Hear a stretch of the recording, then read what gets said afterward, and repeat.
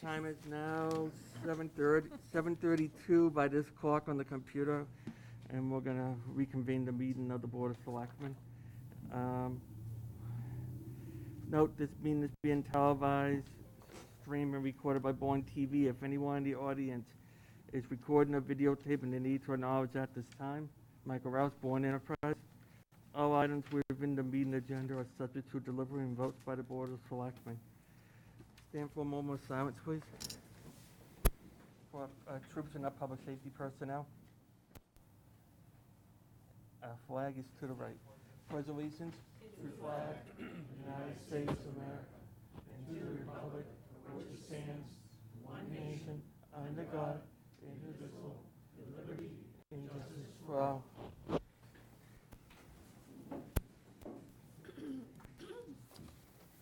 Anybody who hasn't signed in, please sign at the sheet over by the table over there where that young lady is. I'm going to ask the board for a little bit of a courtesy. Since the mass of the people in the room are here for 8L, would you mind taking 8L out of order, moving it up front? Not at all. Anybody? So is there a motion to take 8L out of order and move it up to the top of the agenda? So moved. The second? Seconded. Any discussion on that motion? Saying none, all those in favor, signify by saying aye. Aye. Anybody opposed? Ayes have it. First thing on the agenda will be, we'll do public comment first, and then we'll go on to 8L. Any public comment there?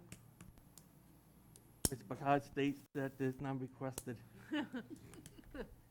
Okay, so item 8L is a request for a memorial bench at the corner of Robertson and Clark Road in Sagamore, and is submitted by Kate and Callie Conway. Are the mother and daughter present? Please come to the podium and state your case.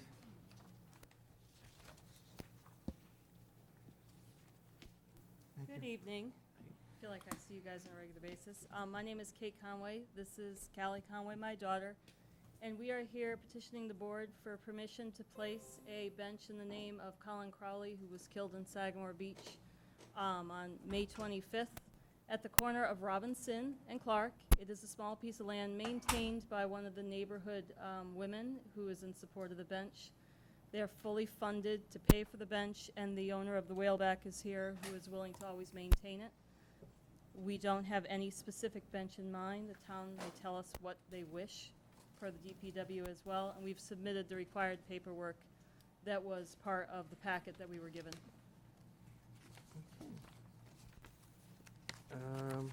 Is there a staff report on this? Well, I think in the packet you have the routing slip, so there weren't any issues that were brought forth by the staff. We have certified the required 10 signatures. They had many more than that. For a memorial object requires 10 according to the naming policy, so that requirement has been met as well. I spoke briefly to Sean Patterson, our DPW superintendent. They're happy to help and assist the group in terms of selection of an appropriate, bench. And yeah, I think it's, an excellent way to memorialize a young man who we lost too early. We have precedent right out back here with the Carmelite basketball court. We did something similar when that was done. That was done before the policy that we have now was enacted. But this kid comes from an exceptional family. If anybody knows Kitty Crowley in town and has dealt with Kitty over the years, they can see the type of family that he was raised around. And so it's sad that these young kids are passing away like this at a young age and, too soon. But it'll be a good thing for the family and for the friends that love this individual to memorialize him. Is there any other discussion from the board? Jared? I think it's important to note that something like this does provide future food for thought, if you will. Young people growing up and coming up to an age where they notice this particular dedication may ask about it. And it may help young people that are coming up in age to think about the consequences of driving and how dangerous it can be. I think it's a very notable thing to do, and I agree with it wholeheartedly. Yes. I'd like to say that they're when there are benches, it's really awesome because people actually use them. I've seen that happen, in Buzzards Bay. It also is, where I work, we put out all kinds of benches everywhere. And it's really surprising how many people use them. And I think it's a great way to honor them. And it's a great spot, too. This was immediately thought of by Callie, James Manning, who's not here, and Jack Neal, who's somewhere in the back, when the incident happened, because Colin actually adored Clark Field. And they felt that putting it in the garden allowed him to always overlook the field with whoever sat with him. Anybody else? Saying none.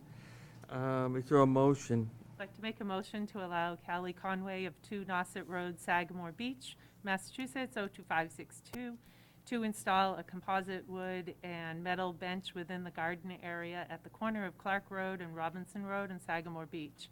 The bench location shall be approved by DPW Superintendent. Is there a second? I will second. Any discussion on that motion? Saying none. All those in favor? Aye. All those opposed? It's unanimous. It's all set. Thank you so much. We really appreciate it.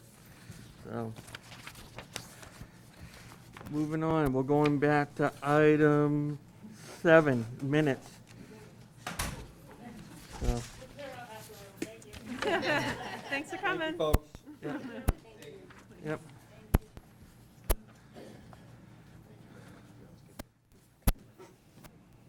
While the room is squaring out, the next thing on the agenda is item 7, minutes of August 14, 2021. Is there a motion to approve? Motion to approve the minutes of, Yeah, I think we've already approved these. Actually, no, let me take this back. The minutes of June April 1st, 14th, right? June 1st, and June 9th have already been approved. The only minutes that were, First was? June 1st was, right? Yeah, It's the 15th is. yeah, the 15th, the only one that needs to be discussed. And are we okay to go forward with the June 15th minutes? No, there was an additional revision, I think, after Selectman Slade spoke with Kelly, so we just got those revised minutes, so they'll be on the next agenda. All right, then, so action's already been taken on the other 3 items. So when we're looking at these one, and that motion's gonna be, is to defer action on the June 15th, 2021 minutes to the next available meeting. So moved. Is there a second? Second. All in favor? Aye. All those opposed? Ayes have it. All right then, item 8A, Calmar construction update, ties of Bourne, Mr. Jerry Hill. Welcome.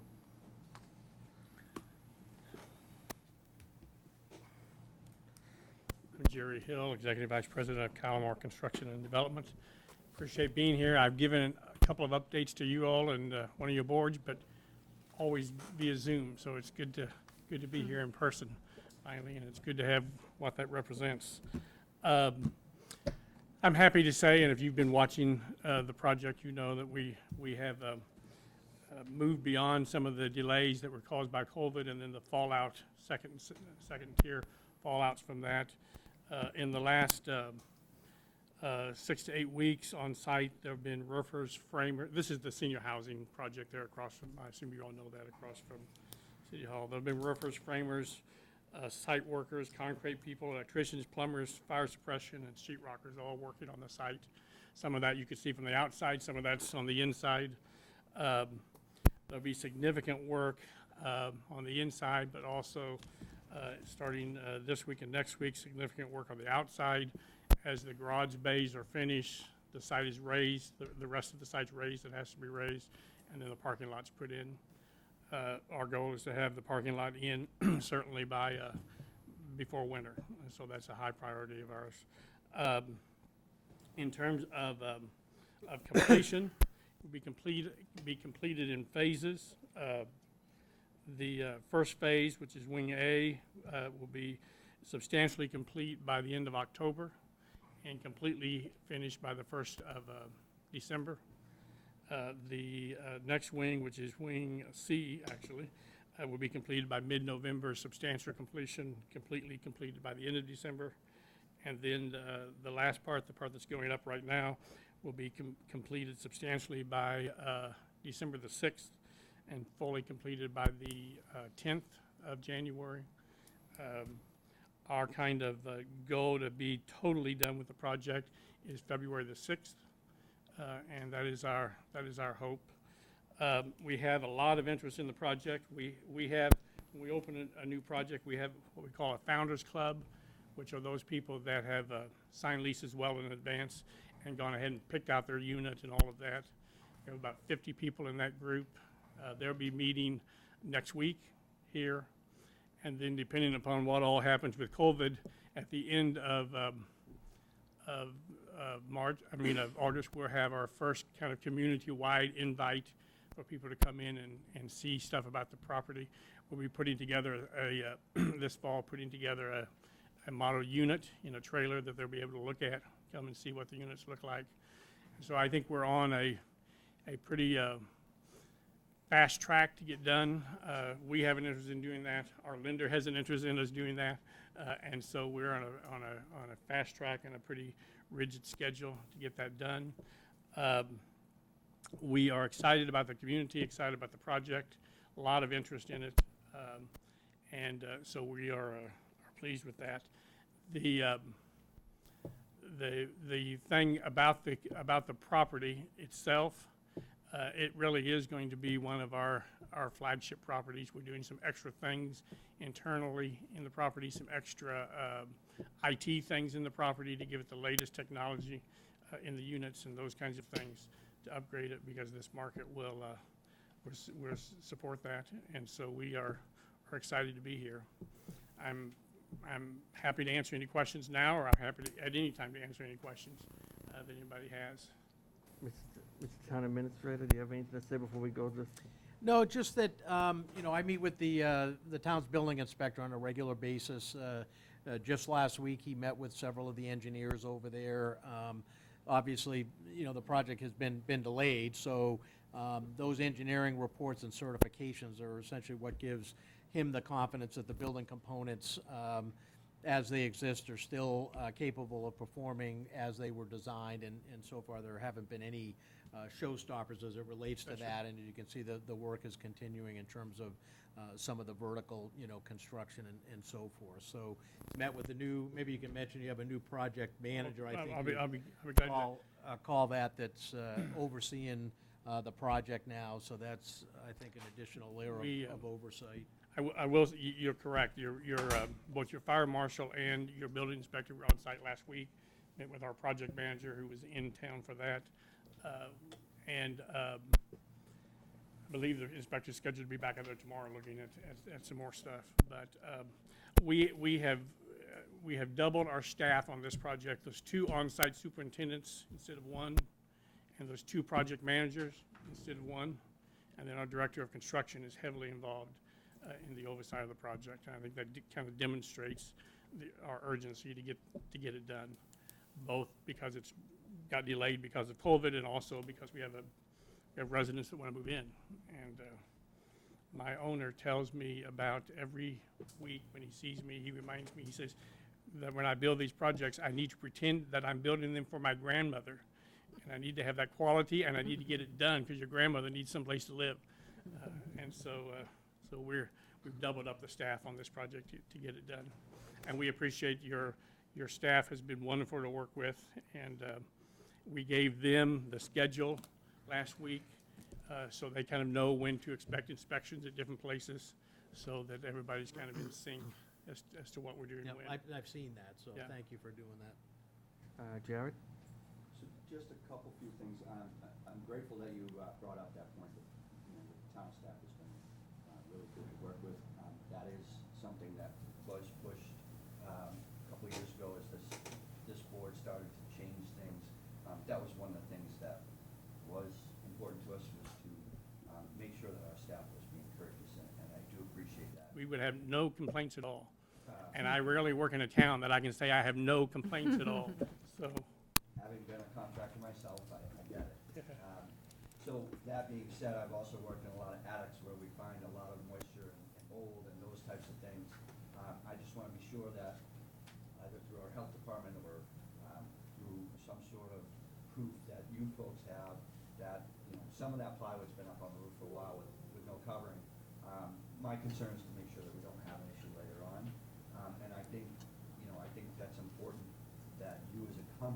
sure that Real important. the owners that are purchasing into this, have that security. Sure. And the other thing that I was wondering was, I know you guys do pre-sale. I've actually read quite a bit about the company, and most of, all of it is great. And they say great things about it. But have you lost any pre-sales? Have you had any issues with pre-sales because of the slowdown or because of COVID? Or are you still on track for the percentage you originally thought you were gonna have? Let me clarify one thing. There is not sales, it's rental. Right. These units are, it's just a straight lease. There's no buy-in amount, there's nothing like, it's just senior rental. Let me take your first point first. We, of course, have that same concern. We have about 30 of these communities across the country. We've never sold one. We own the very first one we built. So we're not build and flip people. We're long-term, so we care about that. So we had a third-party engineer come in and inspect the entire building. There was some plywood on the roof before we finished the roof on that unit that we replaced. There's some of the, not many, but a few of the trusses that have been on site that haven't been installed that we're replacing. But they inspected every piece of wood that is there and every piece of wood that's on site that hasn't been put on, and gave us a very good report. So we care about that as well. I can't tell you for sure whether we've lost anybody. I can tell you that this building is leasing faster than our buildings typically lease. So the interest is there, and that's So my the concern. interest is there. We have almost, I think we have right at 50 that have signed up already, which is more than we usually have when a building opens.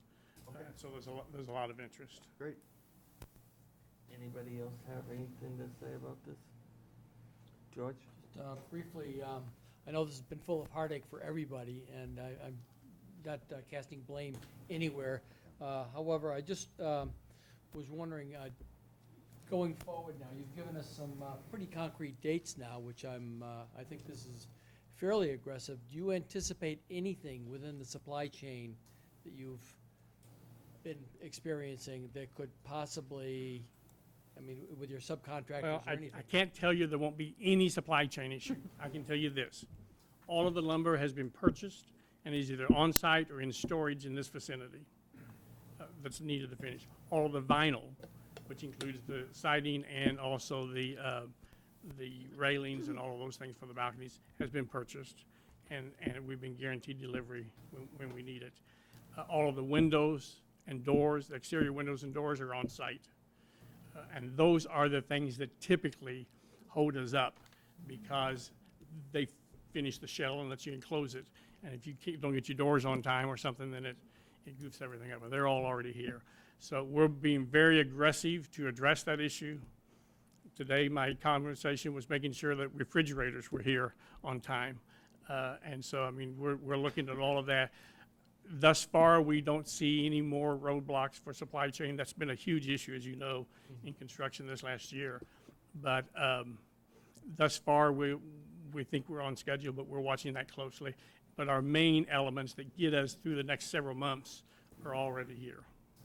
Thank you, and yeah, just especially poignant this time of year with the Absolutely. well, the current real estate market is pretty favorable for anybody trying to sell and then move into a rental. And I think, the longer this takes, that puts that that good feeling in jeopardy. But You're exactly right. I think you're working with us, and my only last statement is that I think you made a promise, and I think there was some improvement, although I cannot see from behind that black sheeting, the dust and the neighbors to the rear of the property. I'm just wondering if they're being, if we've received anything from negative comments or anything like that. No, we haven't. I talked to the health department as well. We haven't had any, documented cases of, I don't know if it's just because it hasn't been windy or whatever, but obviously it's something I've mentioned to Jerry to, as quickly as they can get those piles knocked down and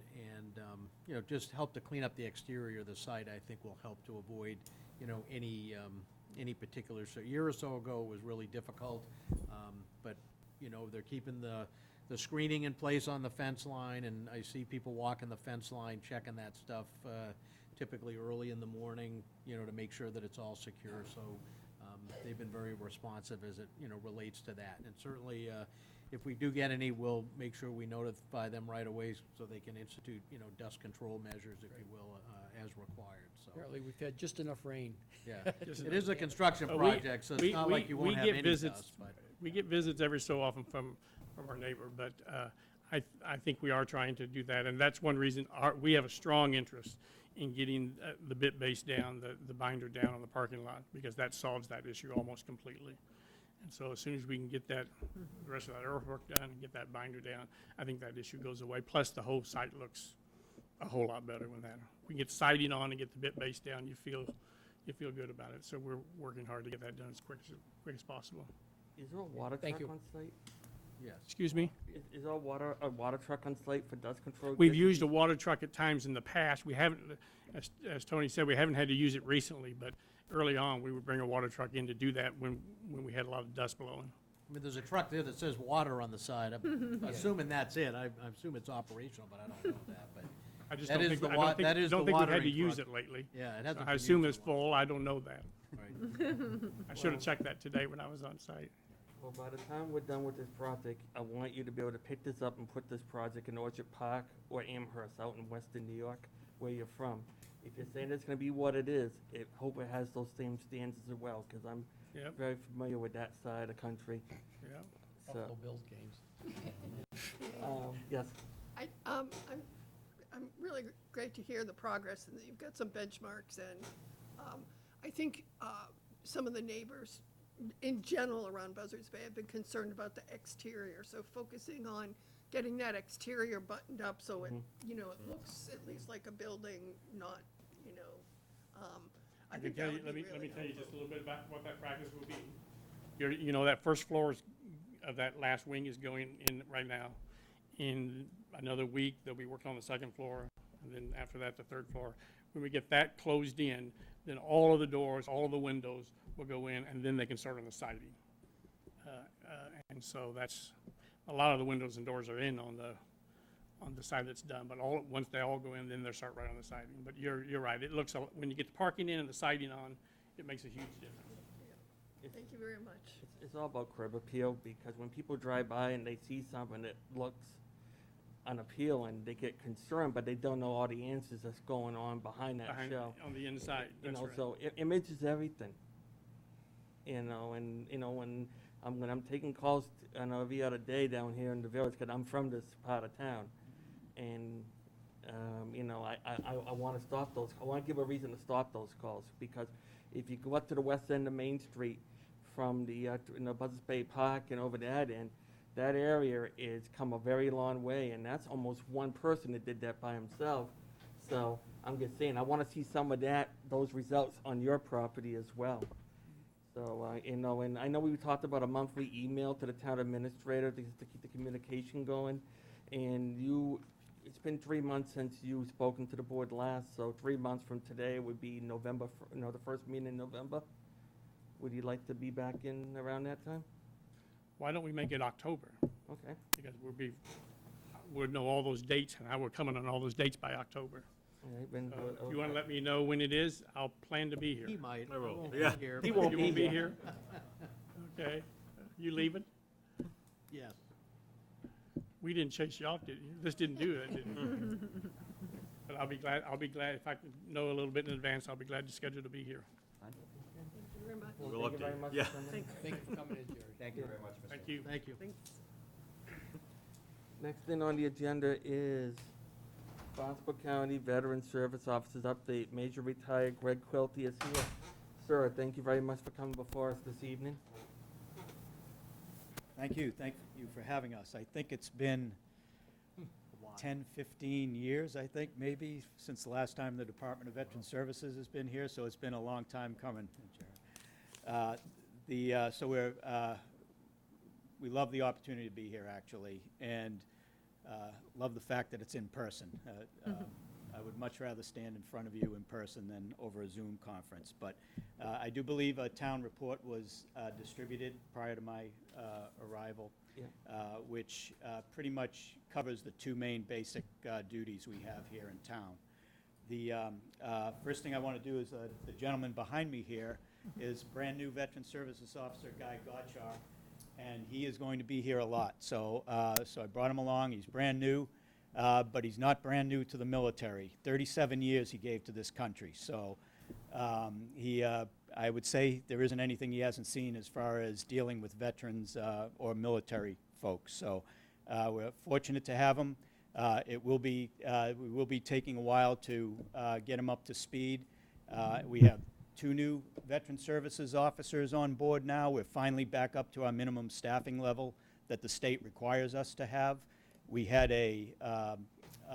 pretty much a good personnel challenge over the last year, not only COVID, but we are sad to see our longtime VSO that was out here, James Crockett, leave.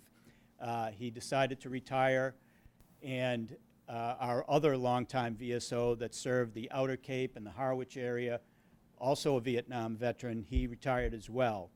And then we had our assistant director come out here, and we beefed up the hours. Scott Dutra, he was here for 2 full days a week, and Wareham 2 full days a week, and he suddenly passed away on us in December. So that was a sad time in our office.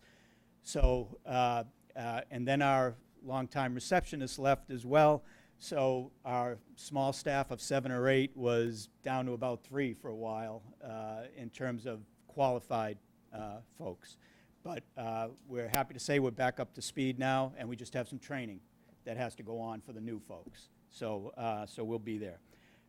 As I mentioned in the report, our 2 main duties are Chapter 115, the state and town benefits, financial benefits for low-income veterans and their dependents. That's the program that I think you as selectmen are most interested in, and because that's in your town budget. And it's in every town budget across the state.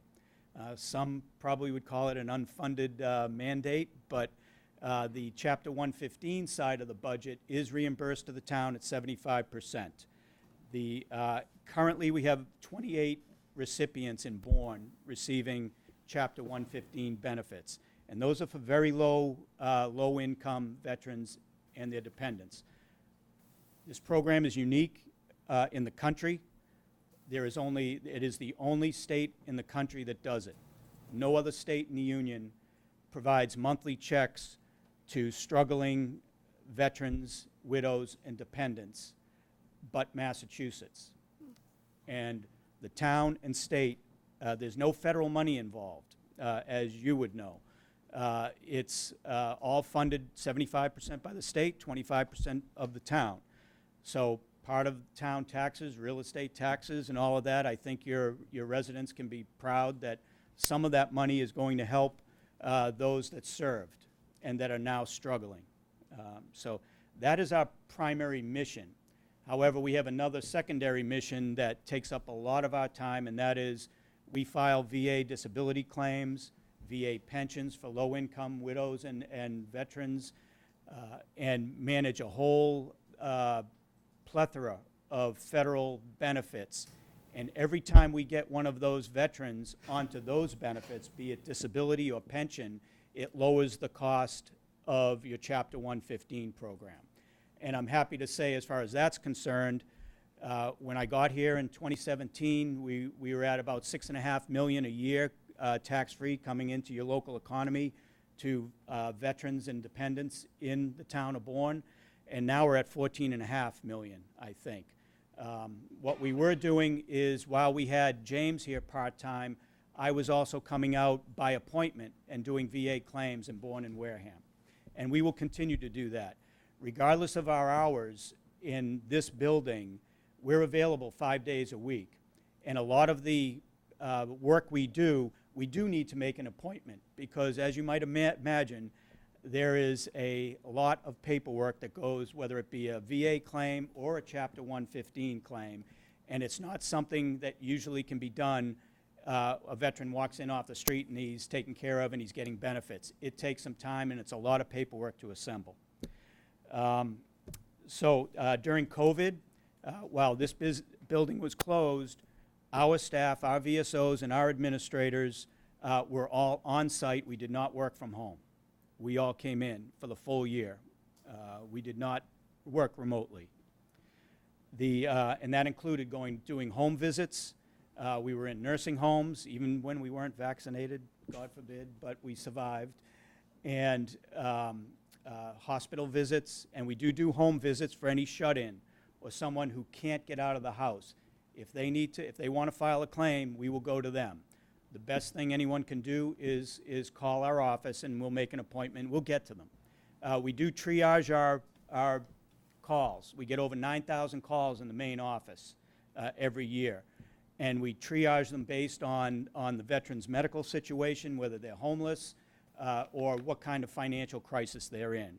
So if it's a veteran that comes in and wants a medal in any particular day, we might move that to the end of the day or the next day or something like that, because every day we're seeing veterans that some are terminally ill, Agent Orange cases, Camp Lejeune water cases, and veterans that may not have long to stay here, and we have to get their claims in ASAP. So we do triage based on what the case is. We have to, based on our personnel.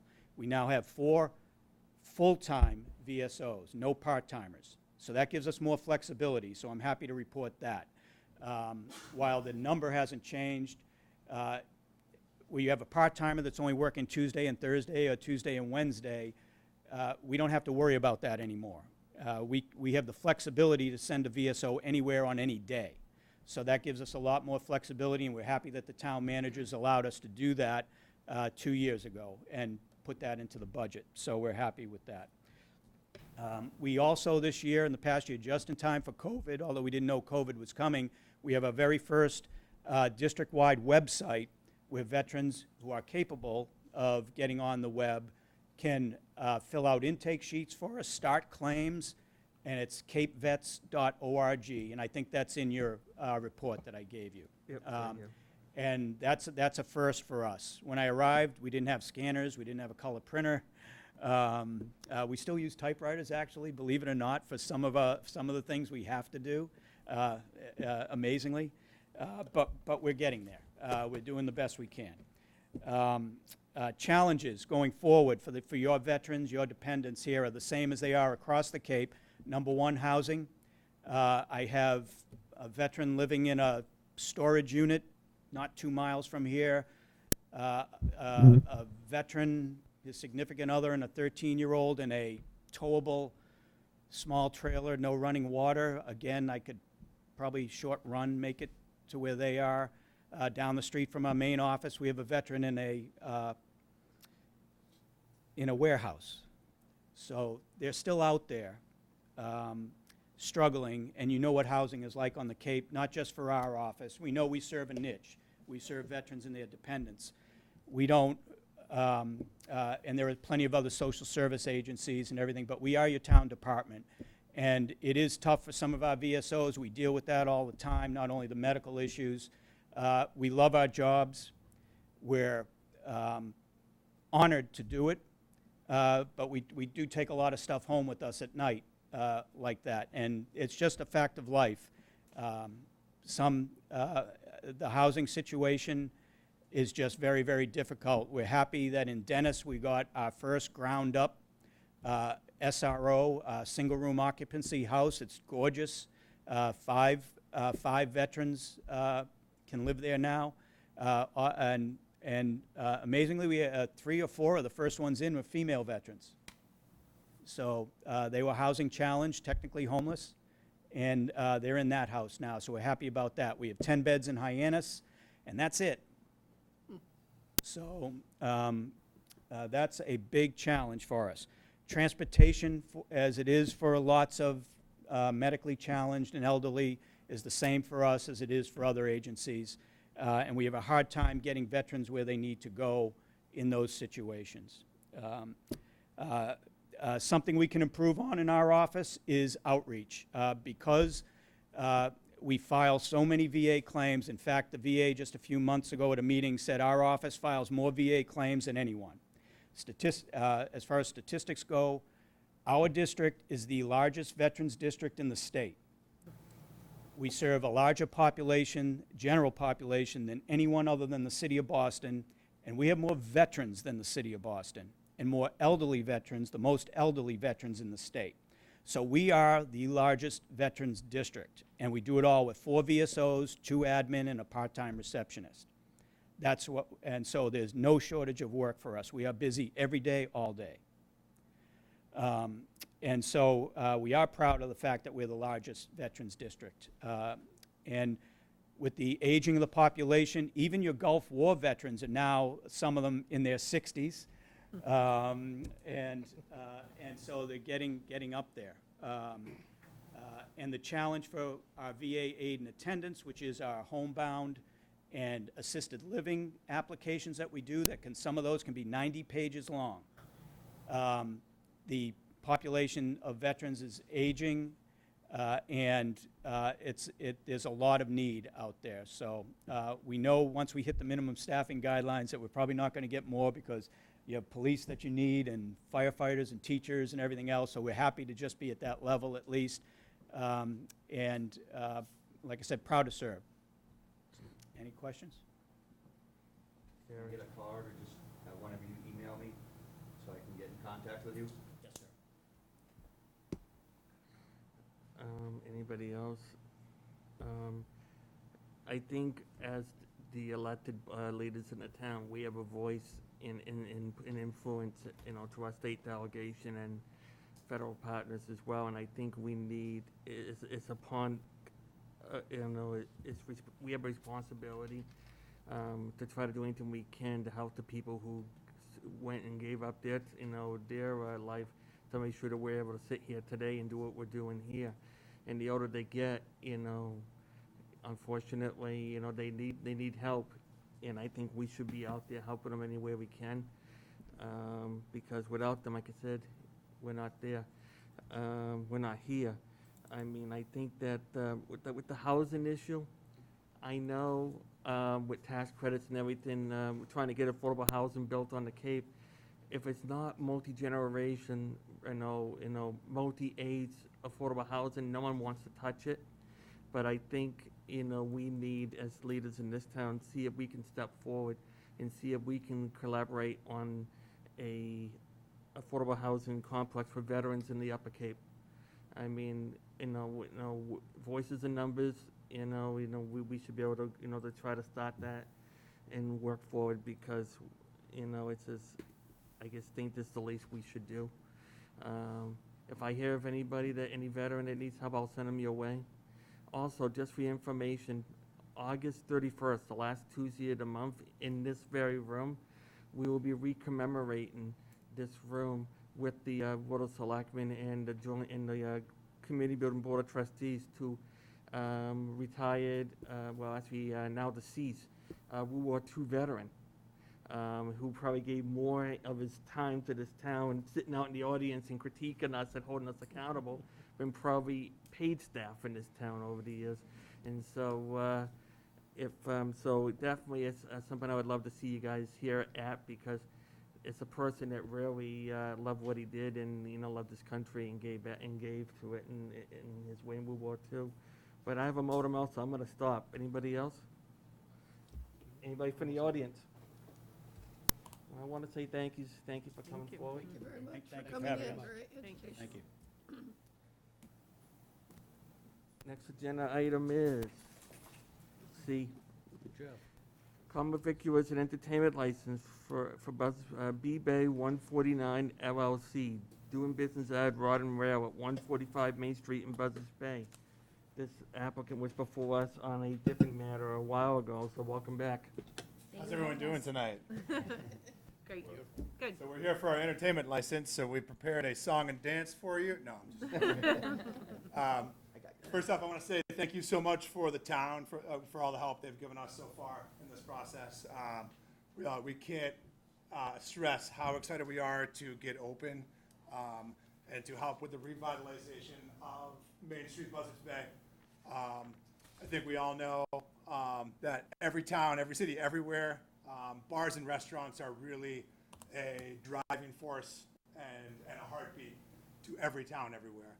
Not only to service everyone that lives in the town, to give great food and great service and great drinks, but also any tourists that come, especially a place like Buzzards Bay, give them a place to go after they've been to the beach, after they've been to the canal. So we're super excited, and we can't wait to get involved with the entire community. Therefore, we do need our common particular license. And also, along with giving great food, great service, great drinks, we really would like to provide an avenue for local musicians to come and showcase their talents. So the entertainment that we propose is pretty much just acoustic sets, 1 and 2 person bands. I guess you can say amplified acoustic music. And that's really it.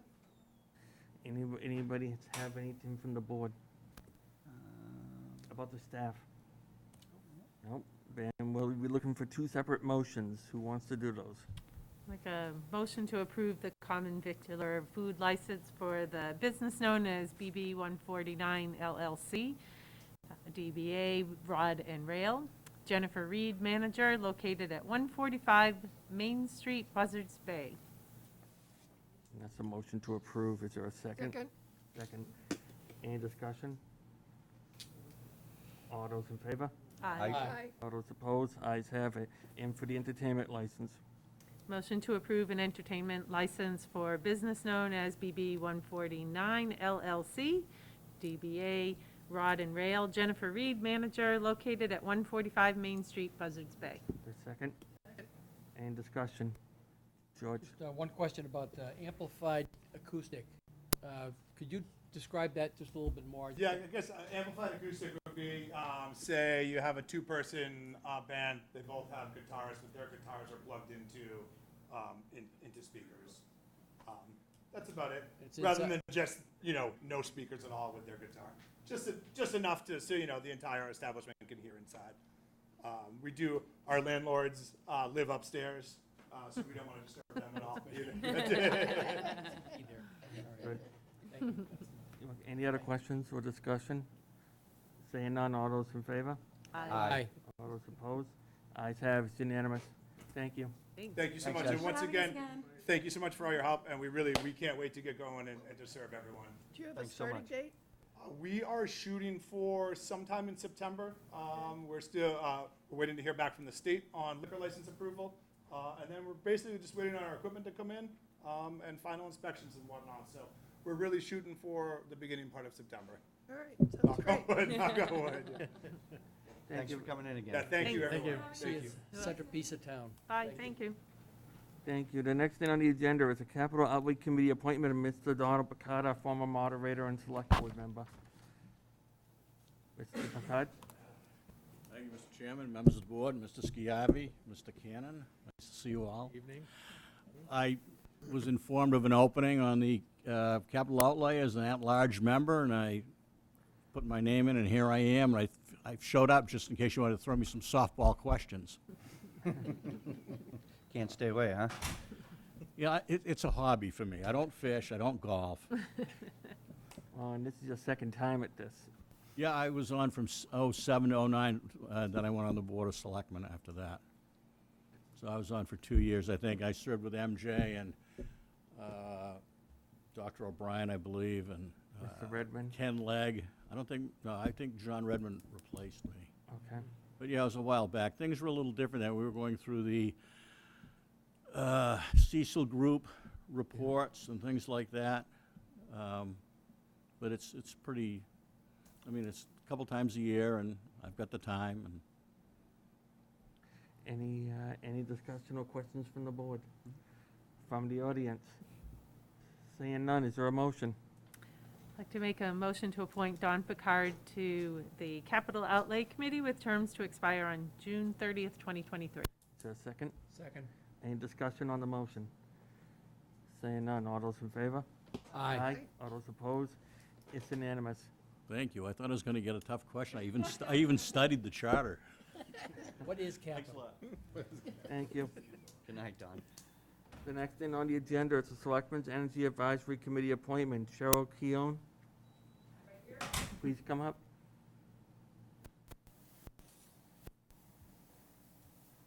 So you have expressed interest in serving on the Energy Advisory Committee. I have. Please tell me a little bit about yourself. May I let my email stand for itself? Yeah, I know, but not everybody at home sees your email, so you can just give a 1-minute thing, just say, hi, I'm Cheryl, I Given want. how long this meeting is going to take, I'm going to make it about 10 seconds. Out of my huge regard for Carl Georgeson, who is the chair, and my great regard for Janice Marks, who is the clerk, I allowed them to convince me to apply, and I hope that you will respect them as much as I do. Anybody have any questions of the applicant? From the audience? Saying none, is there a motion? Motion to appoint Cheryl Kuhn to the Energy Advisory Committee with term to expire on June 30th, 2022. Is there a second? Second. Any discussion on the motion? Saying none, all those in favor? Aye. Everybody opposed? Ayes have, it's unanimous. Thank you very much. Thanks for stepping up. Forward. Next thing on the agenda is the 25th Annual Cliff Walk Event fundraiser for ALS to be held on September 12th, 2021, from 9 a.m. to 3 p.m. at Buzzards Bay Park. Is Mary Ann here? Welcome. Thank you. My name is Mary Ann Singerson. I am the president and co-founder of the ALS Family Charitable Foundation. And we are planning to have our 25th annual Cliff Walk for ALS on Sunday, September 12th. And I'm requesting permission to use Buzzards Bay Park. The event is a 7-mile walk along the Cape Cod Canal. We begin and end in the same location. And after the walk, it's sort of a family picnic. We have entertainment. Our families, patients all come. So that's, we're coming back to Buzzards Bay this year. We had actually gone down to Sagamore after the park was remodeled. But we'd like to come back this year because it is our 25th, and we began and end maybe in this location. We'll see how we do this year with COVID and all, but we're hoping for a big turnout. So I don't know if you folks have questions. I've been working with Nancy Sunman and the gals in the selectman's office. I've already been to the Board of Health because we're hoping to have food trucks. We have volunteers coming to help out with crowd control. If we have a big crowd, we have no idea what we're going to have this year. We could have 100 people. We could have 500 people. We could have 700 people. We have no idea because of COVID. I have a feeling with the uptick, it may not be as many because I don't think our patients will come, but, so we're prepared with volunteers just in case we have a large group. Go ahead. I just want to ask where we stand with the liability insurance? I think we were That's in motion. Nancy has been in touch with the carrier, and so we're working that out, and we'll be fine with that. We have, I think it's 2 million and 3 million were the limits, and we're all set with that. They're just putting it together now. So any approval we have tonight, we will be pending receipt of that insurance. Oh, yes. Yep, they're working on the binder now. I didn't know, the meeting was today. I didn't know any of that. So we've been working on it since last week. So we will have that, no doubt. And they have provided insurance every year. So it's never been an issue with the town, just. I guess defer to the staff, as part of the motion, so if anything, it gives you the flexibility, so they don't have to come back again.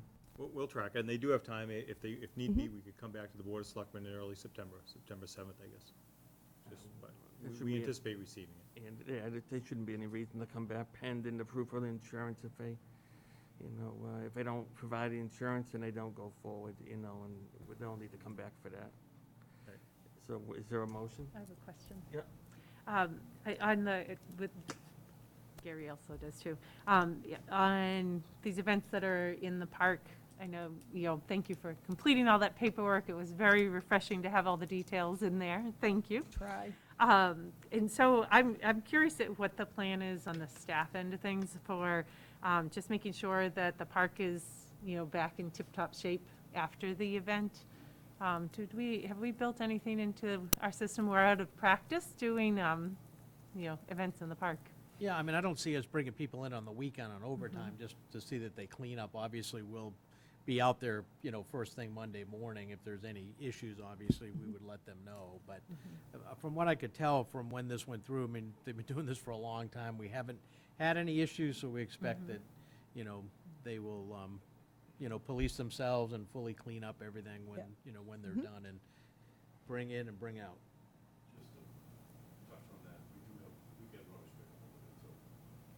Oh, just in the normal course, you mean? Yeah, okay. Oh, good, thank you. I was going to come and see you about that. And we have the Mass Maritime Cadets that have been wonderful every year, so they come and they help us set up, and then they come back and they clean up for us, so. So with the DPW there, that means our town staff eyes are on it. You know, and if they do see problems, they'll report it back to us. They'll go through Sean and certainly bring it up the chain if there are issues that need to be resolved. So it's always good to have town staff eyes as opposed to volunteers or, you know, Right. anybody else from the public. Yeah, because it had come up, just because sometimes other people would be using the park between the end of an event and the end Monday morning. So that's why it had come up in the past. So thank you for having the ducks in a row. Yeah,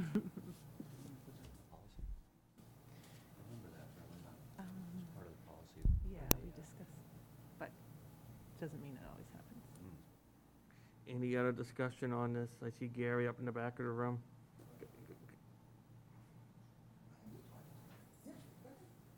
Gary Maloney, Buzzards Bay, for this item here. I saw from the form, was there any waiver of fees requested? Or for standardization, or are we just waiving all fees from now on for the use of the park? It is a nonprofit, but I do not see a request to waive fees. No. I didn't see it for any of the three Yeah, tonight, that's why I'm no, asking it. no. Why aren't we just waiving them then? Because it seems to be very worthwhile causes, and we've already set the precedent that for the canal concerts and for the canal day, we're not charging anything in 2021, so why charge anybody? That's my thoughts, thanks. What's the pleasure of the board on what's the? I have never, honestly, I've never paid a fee, so I know it's there, so I expect it. If I have to do it, I have to do it. I would like it to be waived if possible. We would certainly appreciate that. Well, we can take that up, you know, just the board wish to waive the fee. If they do, you gotta make a motion for that. That'd be a separate motion. We can treat that as a separate motion. So what's the pleasure of the board on the fee? The fee and the deposit that's held for any damage. Deposits I have paid. I have done that, and I've always got them back, but I did pay a deposit. All right, so. Now that I think back on it, because it's been 4 years, I think, since we've been in Bourne. Because it's part of any motion to approve the application, I know it says pending proof of liability insurance, and I'm just gonna add to it, and conditions as listed in the route slip, because different departments have different expectations. You know, like Propane, yes. if you use propane, you gotta notify the fire department. If you have a food truck, you gotta have it inspected. Right, we know all So that. So Mhm. basically, that's why I say, other than just adding that additional thing, and other conditions of the roof slip as stated. So, on the request for waiver of fee, how does the board feel? Is there a motion to waive that fee? Or they wanna not waive it? If I may, Mr. Yeah, Chair. yeah. Just for discussion, and I agree with Mr. Maloney, there has been a lapse, and I think if we're gonna do it for nonprofits, we should do it for all the nonprofits, or if most of the nonprofits have already had a waiver of some sort, or it just has been overlooked in general, I think you have to be fair and equitable, but I think this has to be revisited after the summer season, for next year. I think that's important. I do understand with the pandemic and everything that's going on, as a town, we want people to come in and do these functions, and bring people to Buzzards Bay and the rest of Bourne. So I'm not necessarily completely against it. It can be good to draw people into the town, especially with nonprofits. And this year, you know, it seems to be a lot of things up in the air, so if we're gonna do one, we should do for all. And that's just my thought on it. Or the policy will be sent to the policy subcommittee, and then they can, and when they're ready to bring their recommended changes forward, that could be one of the changes in the policy for the Buzzards Bay Park use policy. But for now, though, for this application, George? Yeah, I agree with Jared. I think we should explore the reasoning for if it's a nonprofit, what type of nonprofit is it? And I know it may be a financial shot in the arm for the village to bring people in, but it's not just all about that. It's just, you know, I would like to have a policy subcommittee or some sort of seated group of people revisit those, because they're gonna come up every time. I mean, it's a blanket 501c3, or is it, I would like to know, have up, the firm up the reasoning behind waiving the policy. I think it's a great idea, especially if it's warranted, but if somebody's making, gobs of money, or we don't like the 501c3 for Yeah. some reason, but I don't think that's the case. I think in the past, we've had some that we've waived automatically, and Right. some that we've That's voted right, on. that's right. We should be consistent. MJ? Did we vote the waiver of fees separate for the Canal Day? I think we voted their application, and then Yeah. that came in a subsequent meeting to waive the We fees. did, So right, yeah. I think- since we don't have an agenda item for waiving fees, maybe we could just Do it in waive one. them at our next meeting and do it multiple for all of them, and then maybe that would just be a way to, I mean, we have the flexibility as part of the application here, but if you wanted to separate it. yeah. at I the mean, bo- I'm comfortable with doing it now. I just wanted to know if the Well, I last like time the we did idea it of as a being separate. consistent and making sure that we cover all of them, because there have been other ones that have come through that there really was no suggestion of it or discussion about it. So, I mean, I agree with MJ, maybe we just do a blanket type thing. So we're taking no action at this point. No, I would, For I the- would motion to approve the application by ALS Family Charitable Foundation, Inc. to hold the 25th Annual Cliff Fundraiser for ALS at the Buzzards Bay Park on September 12th, 2021, from 9 a.m. to 3 p.m., pending proof of liability insurance and conditions listed on the routing slip. Second. Any discussion on that motion? Saying none, all those in favor? Aye. Aye. All those opposed? Ayes have it. And I would request an agenda item at our next meeting for waiving the fees, except for the security deposit. Yes, yeah, well, yeah, we'll put it in our tracker, Yep. so for Wednesday's meeting. Great. That means you're all set. Yep. Thank you so much.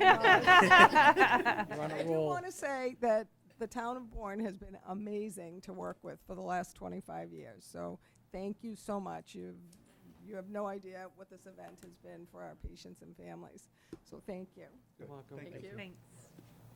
Before you leave, do you have any bricks you're gonna be adding this year to the 8? Okay. Yes, during the ceremony, we will. How many?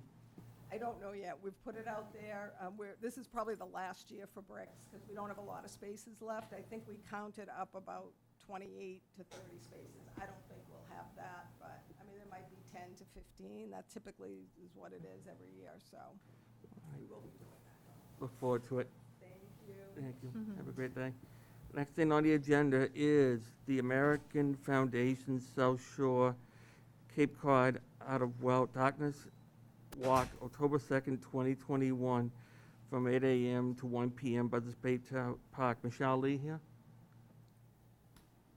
I don't see her. I believe this is the one they weren't able to have a representative here. Okay. Is that right, Glenn? Correct, that is correct. So what does the staff have of this? Could I see some comments?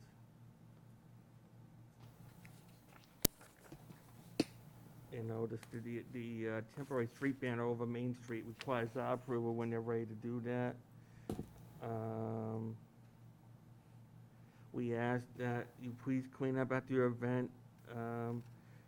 Trash papers you put in the proper receptacles from Matt Quinn, who's the Assistant DPW Superintendent. And then we got, I'm trying to read what the Recreation Department says, but it's on rec schedule. Must have been already requested it through their website. So, what is so I guess we can do the same thing. Motion to approve, and at the very end, it says, subject to the conditions listed in the root slip. That's the very end of the draft motion. And I think this has to be proof of liability insurance, because Yeah. we don't have that checked up either. It's not checked off, but I believe we actually have this one in the Have that office. one? Yes, the liability insurance has Okay. come in since the packet was put together. Okay. Okay. So, what So- is?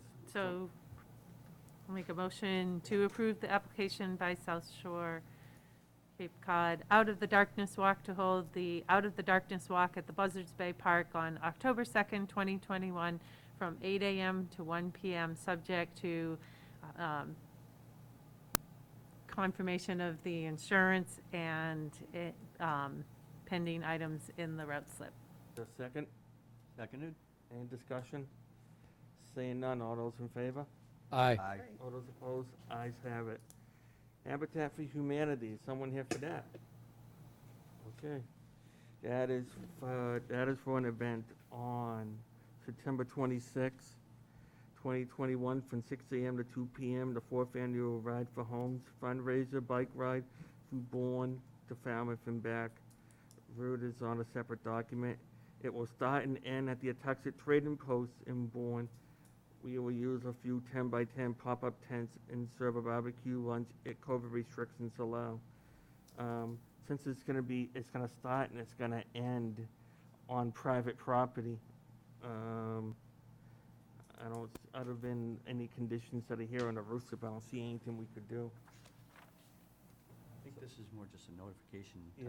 Yeah. So is there a motion to approve, cause they're gonna be going through our town roads, so we just need a motion for that. Is there a motion? Motion to allow Habitat for Humanity of Cape Cod to conduct their 4th annual Ride for Homes bike ride along town roads on September 26, 2021, from 6 a.m. to 2 p.m. Seconded? Any discussion? I have Okay. a question. In terms of the number of bicycles that will be riding and using the roads, I haven't watched this bike trip. I don't know if that's going to be, causing traffic issues at all. Does anybody have any experience with it? So I have, if I may. Yeah, go ahead. I have seen this done before, I think 2 years ago, was the year I saw. They're pretty sporadic and fairly spread out, based on ability. I don't remember seeing big globs of them. 120 total, so you're talking 10 here, 10 there. It's not gonna be impactful in the whole big. But I defer to the side, to John Stowe if he has anything I else to know. say.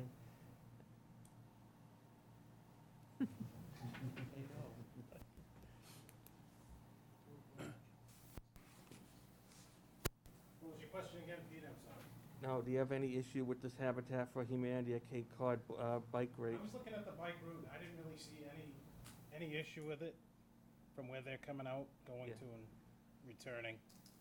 It's on the other side of the bridge, Shore Road's narrow as it is, but Yeah. There's But never there's no really real been any- main intersections in the area that they're traveling. There's never really been issues No, previous, right? 'Cause not this with is That's that the really what my fourth question annual- was. Yeah. Had there been issues in the past with clumps of cyclists taking up the road and causing problems with the traffic? Yeah, but I've never seen in the years that I've been here any issues with this one. Thanks. thank you. I'm satisfied with past experience. That's fine. Thank you. So with that in mind, is there a motion? I think I made one.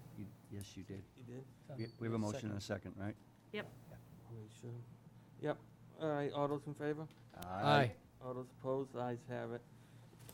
Next thing on the agenda is Buzzards Bay Coalition Annual Watershed Ride, October 3rd, 2021, from 12 to 3 p.m. So is anybody here for that? Mr. Chair, No, that one's been postponed. Yeah. Yeah, it's not on this. staff is recommending tabling this one, Okay, we can do it, so. It- um, and with the applicant's approval, we've discussed with them, we didn't have time to properly vet it through staff. Okay, so you just want to defer action, Yep. take no action this time, that's fine. So next thing is 8J, Bourne Nutrition Inc., Christina Nelson, manager, 160 MacArthur Boulevard, Unit 7, Vic License and Food. Is she here? Good evening. How you doing? Fine, how are you? Good. I am Chris Nelson. I am the owner of Bourne Nutrition. I am looking to open on 160 MacArthur Boulevard, hopefully very, very soon. I have been through the Board of Health, the Planning Board, and now with you. I will basically be offering nutritious smoothies and energizing teas. Pretty basic. Another one. Anybody from the board have anything to ask about this? I don't see anything out there on the roof flip that would be earth-shattering. In fact, I hardly see any comments, if any, other than an inspection by the Board of Health. Mhm. Right. So there a motion? Motion to approve a common victular food license for the business known as Bourne Nutrition Incorporated, DBA Bourne Nutrition. Christina Nelson, manager, located at 160 MacArthur Boulevard, number 7, Bourne, Massachusetts. Is there a second? Second it? Any discussion? All those in favor? Aye. All those opposed? Ayes have it, it's unanimous. Thank you. Thanks. Mr. Dwyer, Pocasset Village Association Annual Picnic, Bowers Landing Park, August 14th, 2021, from 11 a.m. to 3 p.m. Mr. Dwyer is the president of the organization. Mr. Dwyer. Good evening, everybody. Good Glad to evening. be back in front of you. This is an annual picnic that we have at Buzzards Bay Park. Again, we're going to have potluck food under pop-up tents. I just got a call from our insurance agent at close of business today that he's given it, we've received the binder for it. So Nancy Sunderman will have the certificate of insurance with the town as a named second insurer party here sometime tomorrow. And any hot food is going to be cooked at private residences and brought to the site and served on site. And all this food service will be done under kind of safe serve guidelines. So we don't expect to have any problems with food. We will clean all of the trash. It will not go in town receptacles, and one of us will take it to ice swim the next morning. Is there any discussion or questions from the board? I have a question. Did you say Buzzards Bay Park or Barlow's Barlow's Landing Landing. Park? Okay. We've been talking about, pardon, we've been talking Like- about Buzzards Bay too I many think you times in the accidentally last misspoke on that, that's all. agenda items. We're on a roll. Jerry? I'm good. Motion my to question. approve application by Pocasset Village Association to hold the Pocasset Village Association picnic at Barlow's Landing Park on August 14th, 2021, from 11 a.m. to 3 p.m., pending proof of liability insurance And conditions on the route slip. and conditions on the routing slip. Is there a second? Second. Any discussion? All those in favor? Aye. All those opposed? It's unanimous. Okay, thank you very much. We'll see you all tomorrow night at Bourne Night Out and Lieutenant Stowe. Okay, thank you. Thank you. Next thing on the agenda is interim Director of Police Services, Paul Sashney, announcement of the FBI Lead Trilogy designation awarded to the Bourne Police Department. Mr. Sashney, congratulations, but the floor is yours. Thank you very much. I won't take more than 20 minutes.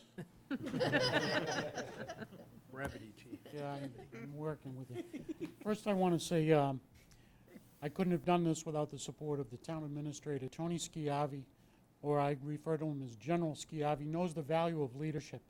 In these turbulent times, as we already know, organizations rise and fall on the strength of their leadership. Bad leaders create non-functioning, dysfunctional organizations. The inconsistency shows up in many forms, and we can just see what football teams, sports teams, organizations do. Some thrive and some die. When I came here, I met with all of the ranking officers, and I'm still meeting with officers that are now Silver Badges patrol officers.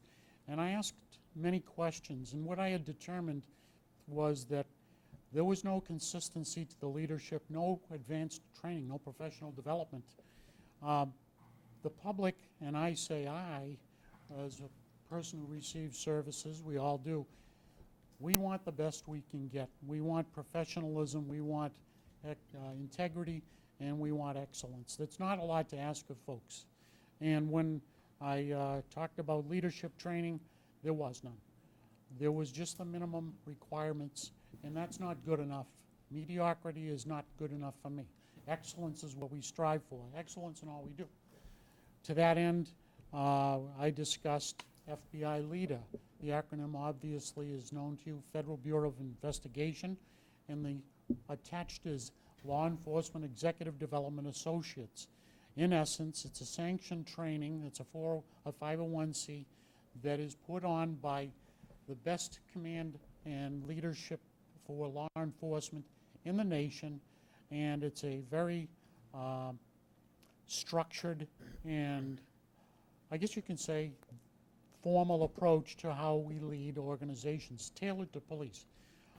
As a former past president of that organization, I have been to many trainings, so I won't talk about my skills, FBI leader is the best. Bar none, stop, full stop.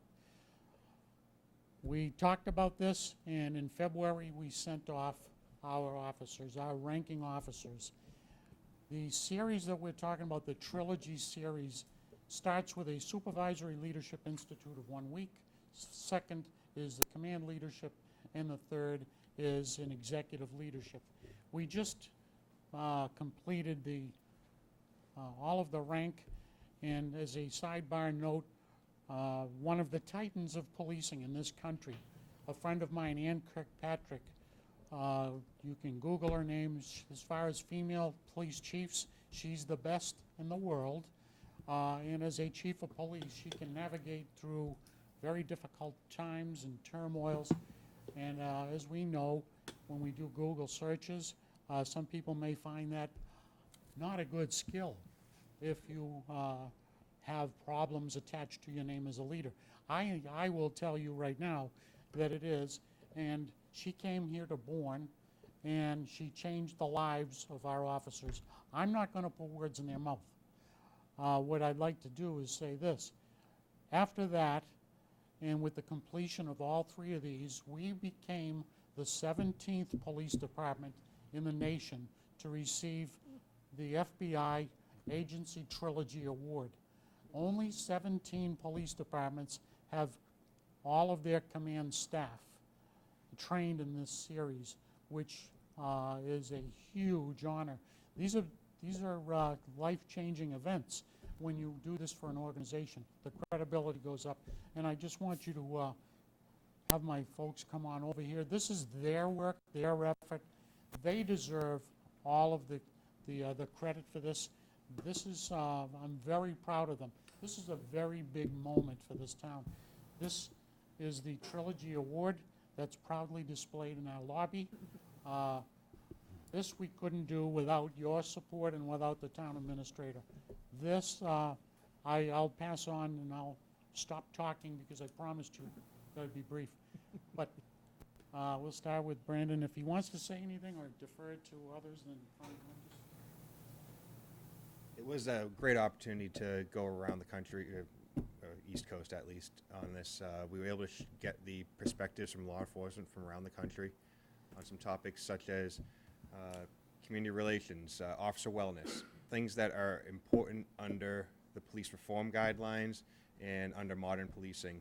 And it's great to have the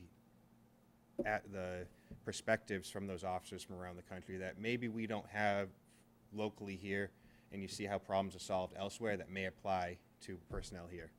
And we have some great personnel within our department. It's important that we continue to build those leaders for the future so they can continue to lead from within the department. And I'll give it off to Lieutenant Stowe. Thank you, Brandon. I'll keep it brief. Jared, you can attest to the fact that typical training for police officers in Mass were very stagnant.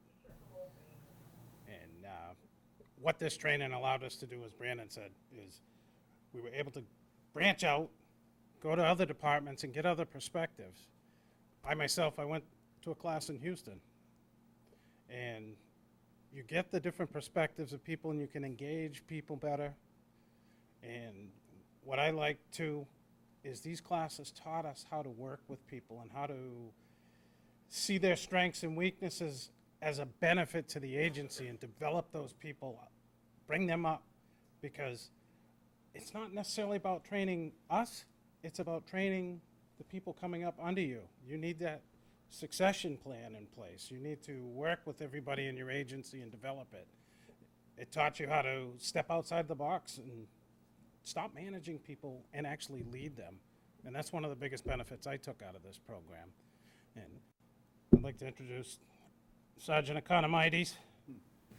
Not necessarily spelled the way I've seen it in social media, but. Not talking about me, are you? I'll keep it short, just echoing what everyone else said. I'm very thankful for the opportunity where I had no leadership training whatsoever before being promoted somewhat recently. To getting this much in such a short period of time was it's been already very helpful in my job as a sergeant, and just thankful for the opportunity and look forward to showcasing what we learned and how we do our job. So there it is. When you look at their uniforms, you'll see on their uniforms a bar. It's the Trilogy pin. You can only get this if you've attended all three. So you'll see all the rank with these, and if we can do it and it's feasible, you're going to see patrol officers that have an interest in leadership wearing that bar, because leadership occurs at every level. It's too late to be a leader after you've taken a test. If you're not preparing for that, you've forfeited your ability to really make a change. So thank you very much. Any questions? I just want to say congratulations, well done, and I'm proud of our department, our police department, I always am, and I'm excited what to see it going forward because of the training, and it's nice to see that other officers will be stepping up and maybe want to get involved in similar type classes, and I'm excited to see what the future of policing in Bourne is going to be. So are we. Mr. Chairman? So personally, it means a lot for me to see the three of these gentlemen up here. As John alluded to, there was no professional continuing training in the department for the 18 years that I was there. And it's great to see all of you embracing the change, but also the fact that you point out something that Mr. Schiavi says regularly, that part of his job and yours is to train those underneath you to come up. It's your job to teach them what they need to grow. And that's something that's very important in any organization, but personally I think it's extremely important in the policing world, especially today's day and age. There's a lot of things that are changing, coming out. I'm excited to see everybody going to the schools, and I think you guys are doing a great job. Thank you. Thank you. Yep. Well, I am very excited to see this and to understand that it's happened in such a short amount of time. And I think that what you're going to bring to the town is already showing. And I think that connecting with those of us who live here and the students and, just being engaged in the community, you're actually very fortunate that you are in this small town where you can really get involved. And so I'm excited that you can make those connections at this point. And I think that, that helps the youth growing up also know that indeed there's support. And, I know Officer so-and-so or Sergeant so-and-so. And that goes a long way. It's not something to be, afraid of. It's like making the connection. So thank you for stepping up and doing that, too. Thank you. As a side note, we said history. We were the quickest department in the history of FBI leader to achieve the Trilogy Award, from no one knowing about it until an agency trilogy. We're the quickest. So, George? Just reiterate what my colleagues have said. This is worthy of congratulations. I'm really sincere about that. And police department's becoming again, the front window of the town of Bourne in a very good way. And I think you've got reason to be very proud of yourselves. I appreciate this. I'm proud of them. Yeah. And thank you for the opportunity to do what we do. Yeah. MJ? I think this is really exciting for Bourne. I'm really glad that you're all able to have the training. I'm glad that Town Administrator Schiavi increased the training budget for this fiscal year, and so that training will keep going. I've attended some selectmen's training on 20th century community-based policing and procedural justice, and I'm really excited to see that kind of work embraced in the town of Bourne. So congratulations and thank you. I think it's a great direction. Thank you. Yeah, 'cause as we're getting ready to start our budget, process for the next budget, I'll be curious to see what the police department's going to need going into the future, of policing here, in Bourne. I know with lack of staff in some areas, you're gonna need additional staff, but I would like to see some different programs in place. I mean, 'cause when I'm listening to a scanner, at home, and I hear a cruiser going back to the same address 3 or 4 times in the month. I mean, to me, that's a root cause problem, and I think they need to identify what's causing the problem and get the appropriate person the help that it needs, as opposed to just putting someone in cuffs and just making it part of the court or the DA, Barnstable County DA's problem, because that doesn't fix the problem. You just bury them, in the criminal system, and you need to figure out a way, without, to fix the root cause of it. So eventually the problem is minimized, and hopefully cured. And so I'm excited to see what, going forward with the next budget and over the next few years, what plans, what programs, plans, or staffing in place you would have in order to bring the department up to where it should be. And so I'm interested and excited to learn. Well, I appreciate those remarks, and I will say that the department is definitely poised to move into the direction of 21st century policing. We already know that the wash, rinse, repeat cycle of law enforcement doesn't work, and that people have said many times over that they're looking for us to eliminate the causes. So this commitment that we have in the training on forcing our business in, not just this town but others, to get into a position to address these partnerships that we don't have.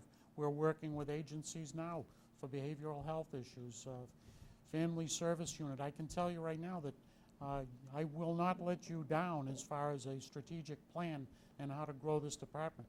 I'm here for a short time, and we're working together to move forward to close the gap on the what has been left unattended for a while. If you like what you see now, you'll love the future. I appreciate that. I like it. Thank you very much. Okay. Thank you very much. Thank you, guys. Thank you very much. 19 minutes, Chief. Good job. Thank you. Next thing on the agenda will be Selectmen Business 9A, discussion regarding potential bylaw change for pothole other repairs of unaccepted roads. We had this as part of our workshop, and I felt like coming out of it, there was more confusion than anything else. So Sean is here this evening with the direction of the town administrator to, maybe explain why this should go forward. And Tony? Okay, so Sean, well, he's going up to the podium. So what I asked Sean to really talk about tonight was not the bylaw and the funding part of it, right? But really more about how is it implemented, right? Because he's worked under the bylaw in a prior community, and so I wanted him to share with the board how they actually implemented this, because, creating the bylaw and putting the funding there is one thing, but how do you determine what you address, what you don't address? How do you take those inputs and, turn them into action? So Sean, if you can just take a couple of minutes and sort of talk to the board about, once each year the article gets approved, the funding gets approved, now what do you do next in terms of how you implement that and addressing some of the, I'll say, minor repairs in things for, unaccepted roads? Sure. Are we doing this verbally or through a PowerPoint? No, it's just No, it's just verbally. Okay. Yep. As Tony said, I did a little research, and a lot of you are familiar that in Marshfield we had a bylaw in place that allowed us to go to town meeting and ask the town meeting floor to vote either yes or no to fund X amount of funds to do some emergency repairs or temporary repairs on unaccepted roads, private roads. It was very successful in Marshfield. What we did was we did a drive around each week to figure out what roads needed attention, and we made a list, and we prioritized them. The ones that were the worst, we took care of first. Potholes, drainage issues, something like we're dealing with now in the town of Bourne. So, like I said, it was very successful. Each year I went to town meeting and asked for funding, and I never had a problem getting it, because like the town of Bourne, a lot of the roads in Marshfield were unaccepted, and they were falling apart, so to speak, like here. So I think it's a very good approach to take in the future. I think it will be able to touch a lot of spots in town and do a lot of good things. And I'm here to answer any questions you may have regarding the bylaw or what we propose to do. So maybe I can just, and I'll just speak just for a minute before the board answers questions, but obviously there needs to be a process involved, right? Now, one of the things we had talked about at a prior meeting, you know, the company that we did our pavement management index is to do something similar, right? So that we have some method of actually doing that. It's not, you know, sort of hunt and peck. We'll do this one today and that one next week. And then keep track of those statistics so that when, you know, you go before town meeting or you provide a report to the selectmen or whomever, you can actually speak to what you actually accomplished with the money that was given to you in the prior year, right? And so having a plan, right, a policy, a process on how you do that, because you will get to a point that a road, an unaccepted road, may eventually get to the point that it does need to be, you know, have major repairs that are not going to come under a bylaw like this, and you end up having to go through, you know, sort of the betterment process to do that. But one of the reasons it's important, you know, when the argument about every, you know, homeowner pays the same amount in or same rate in taxes as everybody else. I mean, really about the only difference is accepted roads get, you know, get some Chapter 90 money and unaccepted roads don't. But it's a reflection on our community because guests, visitors, and people that are looking to go into community look at everything. And if our, you know, roads get to a point that they're in such, you know, poor condition, it reflects poorly on the community as well. So I think that this could be done very successfully, again, assuming that all those pieces are put into place. It can be properly discussed at town meeting on how this would all work and hopefully get the support, certainly of the town. Because if we don't do it, what we risk is we'll have more Howard Aves, basically, because eventually, you know, they will get in a situation where, you know, they've deteriorated beyond minor repairs, so. I think at the very minimum, that we should do is instruct the town administrator to work with the DPW superintendent and draft a pothole bylaw that works for Bourne. You know, and that could, you know, we could take the time over the winter, the fall and winter, so we're ready to go with a concrete bylaw for the May annual town meeting. Because it won't take long to do it, but if we work on it, you know, have the town administrator and staff work on it through the fall, that I think we can have one that will work well for the town. And I think, you know, because if not, we're gonna have more Howard Aves, and that's not what I want for our town. And I can just add one thing that Sean and I talked about today, because I had a couple of questions just on what they did. And a lot of this work was actually done with subcontractors, so it's not putting a lot of additional, you know, stress per se on the limited staff that, you know, DPW has. You figure a lot of this work happens in the summertime where they're, you know, doing, you know, lawn and park maintenance and other types of activities. So that was one of the questions, you know, was this going to put additional stress on the department itself? And the answer that I got was no, because a lot of this will be done, you know, through a contract. Jared and Judy? So just first of all, to touch on Tony's thing, I think it's important too. People come to buy a house, and no matter what town or city or state, you know, they look at schools. They look at, you know, the property as a whole in the town. Is it, you know, dirt roads? Is it, you know, plowable roads? Is it? So I think this is an important asset. But correct me if I'm wrong. I'm just going to hit a couple of the highlight points that are I feel are important that people from the town get to hear. This bylaw is based on minor and or serious repairs that are a safety issue or something that has become a root problem for different reasons. It's not going to be necessarily replacing an entire road. No. It's emergency repairs, temporary repairs, and repairs that, if we see a road that's falling apart, for instance, Howard Ave, we don't want it to get to that state where it's so bad that we have to do a lot of different things to it. Right. So it's preventive maintenance, more or Exactly. less. So, and then the other big point is, this isn't something that, because one person on one street calls 100 times, they're gonna get the pothole that's right at the end of their driveway fixed. This is based on a professional opinion, and it is, you know, in a triage type setup, and that's how not only do you figure out which ones will be fixed, and in what order, but it's also a way for you to figure out the amount of money that you need to go forward with for the year. You're correct. Okay. I think that's good for me. Judy? I'm glad to see this. I think that, when this was applied before to stop work on any type of unaccepted roads, I think that it was not responsive to the people who are the taxpayers. And so, having the ability to make the roads safe, and, people, a number of these roads, people didn't realize that they weren't going to be roads that were going to be taken care of.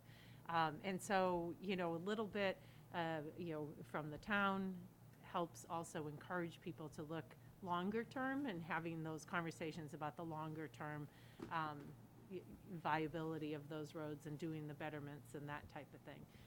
So I think this is a nice in-between point that I think Bourne has been chomping at the bit to have for a while, and it just keeps stalling, and it just seemed like it was something terribly difficult. So once again, I come out with the statement of thank you for making this, moving this forward in such a short period of time. My 'Cause pleasure.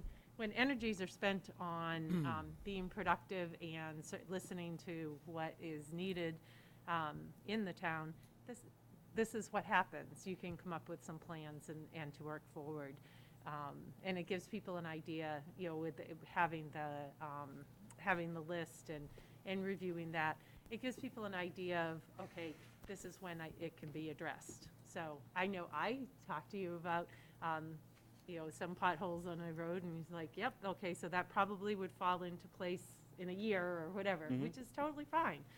It's not my road, but, I just noticed there were potholes on it that needed to be addressed at some point. So I appreciate that. Thank you. George or MJ? Is this the beta group that's doing this that you're working with, or? No. Well, we've switched over to environmental partners. Okay, oh, that's right. So, Okay. yeah. I heard that. He left Beta to go to environmental park. They're Okay. doing, they're getting a lot of data for us on all the roads, including unaccepted, private, whichever we want to call them. But as far as the assessment goes on what we think that, as a town, what we need to do and what comes first, that's on me and the town administrator. Okay, and when you were in Marshfield, were you there during the implementation of this? This was done in 1980. Okay, So I will say for a number of years, it went stagnant. And then some issues started arising. So I did a little research and found out that there was a bylaw in place. And I was there for 7 years. So the first year, we didn't do much. But after that, I got funding for each year. And we just started rolling again. And it's still going on. and do you remember if there was a backlog when it was reinstituted, I guess you call it that? When A backlog. there was a backlog, and I guess that's the issue, is trying to deal with that backlog. But this is great, Sean, and I'm looking forward to this happening. And I guess there was a neighborhood meeting involved with the folks from Howard Avenue. Back In Well, it's May. coming up. Yeah, it's there's coming another up. one coming up in August. Okay, that's really important, getting that understanding. I went through the pains of going through my neighborhood one at a time, answering, they were looking at me, what do you mean this is a unaccepted, or a private road, unaccepted road, and I was there explaining one at a time. That ain't the way to do it, But back in the 70s and 80s, even in the 90s, there was never any disclosure from a real estate agent Yeah, when you bought a that's right. house. They never told you the road was private. I noticed today, in the last couple of years, I get calls from real estate agents all the time asking if the road's private, accepted, do you plow it, do you sand it, do you pave it? So I think that's starting to come around again, where you have to disclose whether you're on a private road or not because of the implications. I mean, ultimately, what we've talked about is trying to sort of digitize this where, you can actually go on an interactive map and, hit a street and it'll actually tell you. There is a town, I forget the name of it, but their street signs are actually different colors based on a state road, town accepted road, town unaccepted road, and then a truly, the private road that's not open to the public, I'm not sure I like that idea of all these different colored signs, but something, a Realtors must tool love that that, too. folks can use, to try to determine, what the status of their road actually is, because I think frankly, most people don't know, because they see us picking up the trash, plowing the streets, It's the education. all of portion. that, you just assume that must include, patching potholes and And cleaning this catch also basins. Gives them the opportunity to educate the people on those streets. Right. So that they are aware. This gives him that opportunity when he's out there. Yeah, we like to go out and talk to them and let them know that there's a group of people in place now that actually want to do something to take care of the town. It's nice. It's way overdue. Thank you. MJ? So I think it's a great idea. I think it's really important, and I think one of the things that happened historically in town, that there was a time when there was a full-time Board of Selectmen, that they actually did these repairs, these minor preventative repairs. And somehow when we changed into a charter, town administrator, they started scrutinizing things, and of course, we were in a budget crunch, and so that got taken back. That unintended consequence of not making those minor repairs is, we're really seeing that now. So I think this is good. I've done a lot of research and, parsing out the difference between these small preventative emergency repairs and the major repair that requires a betterment is important. But also, when you have a major repair that requires a betterment, including the petition for acceptance in that betterment is not a guarantee the town meeting will accept it, but it makes it a one-step process Yep. for having the betterment and getting accepted by, petitioning for acceptance. And I think Marshfield does that. They accept both new roads and they accept older private roads that are being bettermented, and so, because they want to increase their Chapter 90 funding. So I think sort of having a parallel discussion on both processes and fine-tuning exactly what the town can do and not. I would encourage town council to get involved in the wording of the bylaw. There are some parts of like the chapter 19512 or the 1978 in the Marshfield bylaw that I don't like, because you can't go and look up what that limited, but the bylaw does have to limit the liability of the town, and it does have to say that it creates no responsibility for the town to do the road, so. And I do know that Falmouth they have a kind of a 5-year plan for, they've taken unaccepted roads that are high-traffic roads, or roads to a lot of places, that they've got this plan of how they're going to try to work through getting some of those accepted so that they can be fixed, so. Pretty much like what we're trying to do. Yeah, and I think that The phase sort of we work effect. through both sides of the issue together and have a really, complete plan, I think it'll work really great. Actually, so. Peter and I have talked about it. Peter McConerty from Falmouth. He's a director, and we're good friends. Yeah, and they have a fund, and they're doing the best they can. he's a smart guy. Yeah, Again, a lot of it's education. yeah, and a list, coming up with a list, so when you go on the Torn Board website, you know whether you're unaccepted or accepted, and I think they. That means. And I think the town clerk has the list of accepted roads, and I think DPW has the list We of have it. unaccepted. Oh, yeah, we so. have it, yeah, and it's So unassailable. it's a great process. So this is going to move on, so, Well, I'd like to see a motion to direct the town administrator to draft a pothole bylaw for review by the Board of Selectmen for submission in the May 2022 annual town meeting. Second. All right, any discussion on that motion? I guess I made that motion. Sure now. did. yeah. All those in favor? Aye. Aye. All those opposed? Ayes have it. All Thank you. Can we add a second motion Which is, to, in addition to work on a revised private road repair bylaw that includes an optional petition for acceptance of the road? Yeah, but we actually have that bylaw. Yeah, we actually have. Yeah, we do. We have a bylaw, but it's weird. And so I would just like to look at revising it and including the petition for acceptance in the bylaw, or somehow that, and just look at it, you know, George? whatever. Yeah, I would agree. In other words, I would like that linked. I think it's 3.1.28 and You remember right? 1.37, Yeah, I they're believe. two separate But things. it's separate, and if that could be linked somehow, I think everybody, it just, I would like that reviewed. I can tell you, staff would be happy to take a look at it. The town engineer right now is already looking at a guideline to help people with it. So we actually have the bylaw, so we have the legal means to be able to do it. What it really comes down to, in my opinion, is just so confusing that the average resident can't figure it out. So if you remember, and it came off our website just recently, I don't really know why it was pulled off, but we had the betterment guideline for repairing your road. I want to say it was a 12-step process, and Tim did a great job of breaking it down, you know, step by step by step, so residents knew exactly what they had to do, you know, again, step by step by step, as opposed to just reading the bylaw. The bylaw is overwhelming. I believe the roadway acceptance bylaw is even more complicated, but when Tim gets it down by step, it'll have a roadmap, and I think you'll have a good chance to see it. So give us a chance to show that to the board. That's and fine.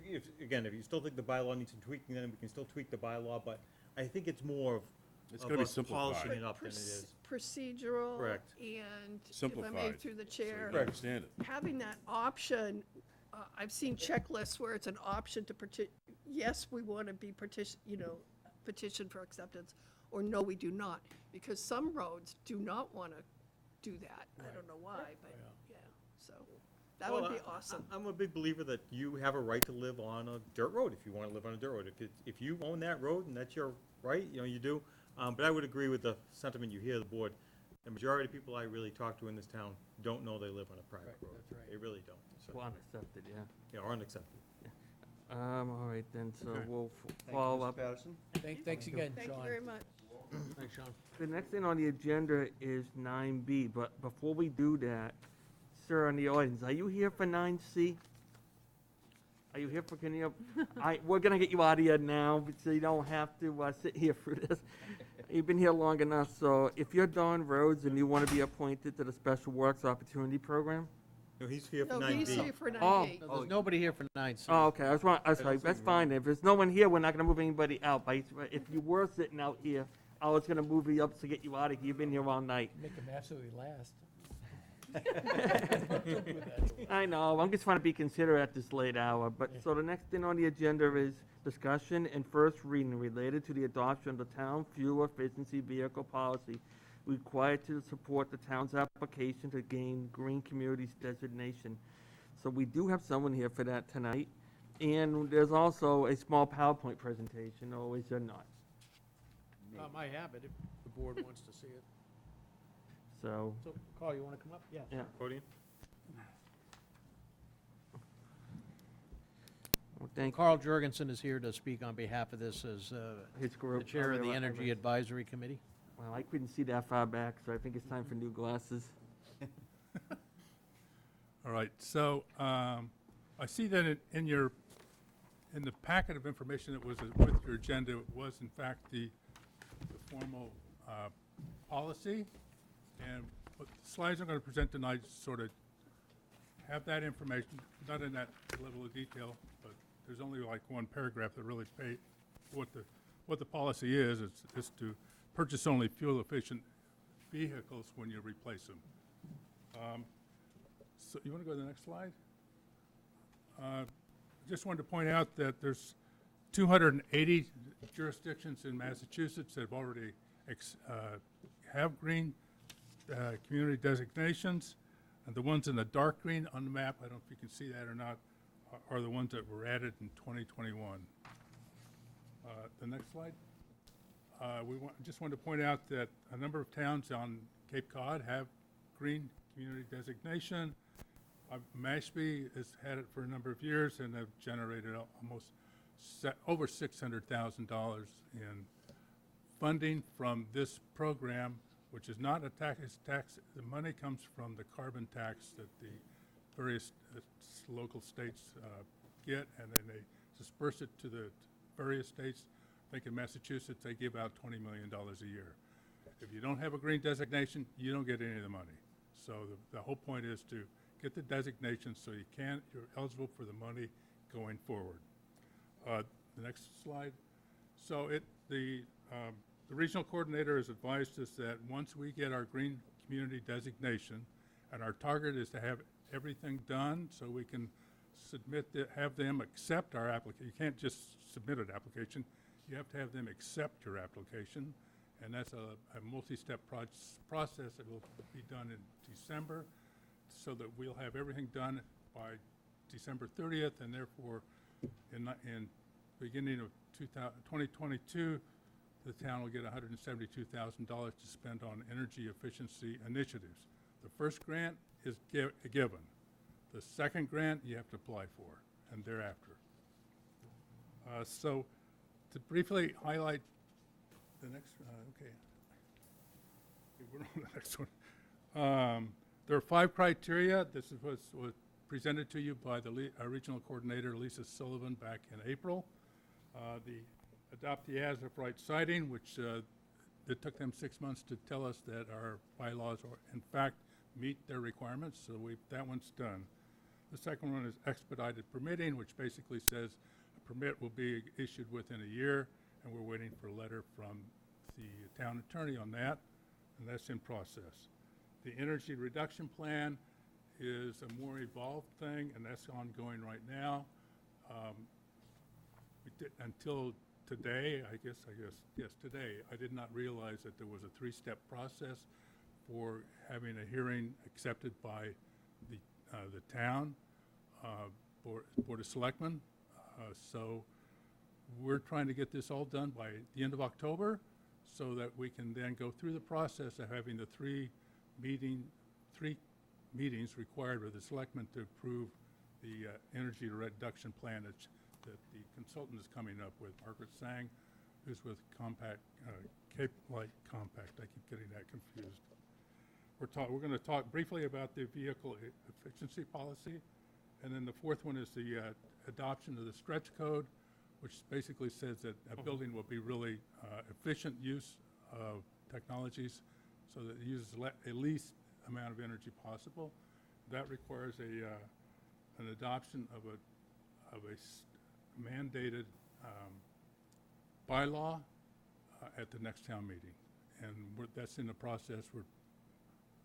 We have most committees that I know of in a town meet monthly. We meet every 2 weeks because we got so much to do, and we need to get it done quickly as possible. So criteria 4, the fuel, next slide, the fuel efficient policy basically says you only purchase fuel efficient vehicles for municipal use whenever such vehicles are commercially available and practical. Police cruisers and other emergency vehicles are exempt, and anything over 8,500 pounds gross weight is exempt. So it turns out that, where's my list here? Bourne has a lot of vehicles, but only a handful of them actually apply to this deal. So the next slide, the new criteria, which was the next one, please.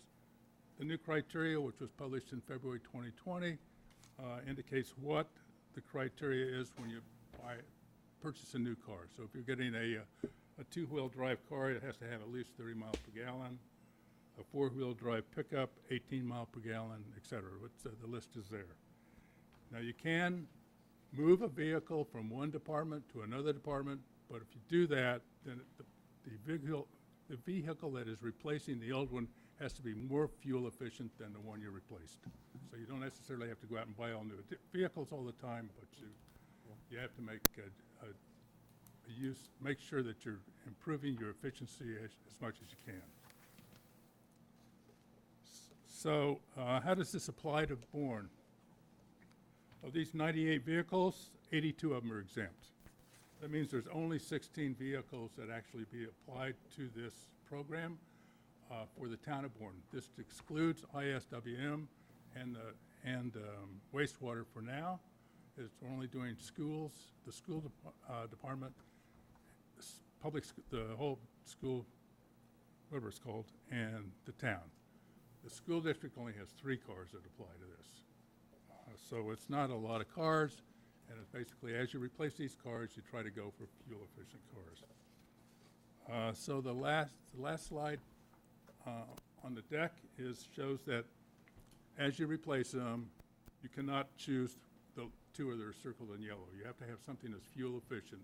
So if you had a car that was 23 mile per gallon already, you'd have to get something that was a little bit more efficient than that, 24 gallon. So the only additional information I have, which I did not get until time to include in this slide, is that the DOER, the Department of Energy Resources, has a program so you can get funding from the state if you choose to buy an electric vehicle. So if you want to get a hybrid or plug-in hybrid vehicle, they'll give you $5,000 towards the purchase or $3,000 towards the lease, and that applies to both exempt and non-exempt vehicles. So the exempt vehicles are all the ones on this list that don't apply to the program, but you could in fact replace some of those with a really more energy efficient, either a hybrid or a plug-in hybrid. In addition, if you want to get an electric vehicle, an all-electric vehicle, the state will give you $7,500 towards the purchase or $5,000 towards the lease. So some of the cars that are on the list that we showed earlier, you might want to replace them with a Chevy, a Tesla. I doubt it's going to replace it anymore with a Tesla, but that's the idea. There is supposedly a F-150 coming down the road in 2 years, which is all electric, and there is a version that's more or less reasonably priced, and then if you add these incentives in, I'm sure there'll be additional incentives. It'll come down to fairly the same price venue that other cars are. Any questions? Anybody from the board have any questions for Cal?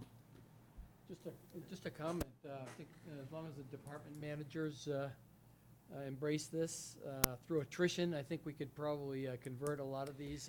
Carl just said that there's just 16 vehicles that are Yeah, currently. there's only 16 vehicles in the town and 3 vehicles in the school Right. system. Yeah, so I think, one of the things, so this comes as a package, right? So all of those, criteria is what it takes to get, green communities, right? So it all comes as a package. And, certainly becoming a green community, in addition to the benefits of getting funding and those sort of things, squarely fit into the mission, the vision, our strategic plan. But it also fits in nicely with what will hopefully become our energy performance contract. So we're getting ready to release the RFQ on that next week. The whole purpose behind that is coming in and doing all the retrofit of our building envelopes, HVAC, all of those things to help reduce, energy use across the town. So having come from a green community, the implementation of those criteria, the fuel-efficient vehicles, really it was never much of a problem. We actually got a big grant to buy electric vehicles and, things like that. I think the only bone of contention I ever had with it was we got in this big discussion about public safety administration vehicles. In other words, the police chief versus what you might buy for a line cruiser, right?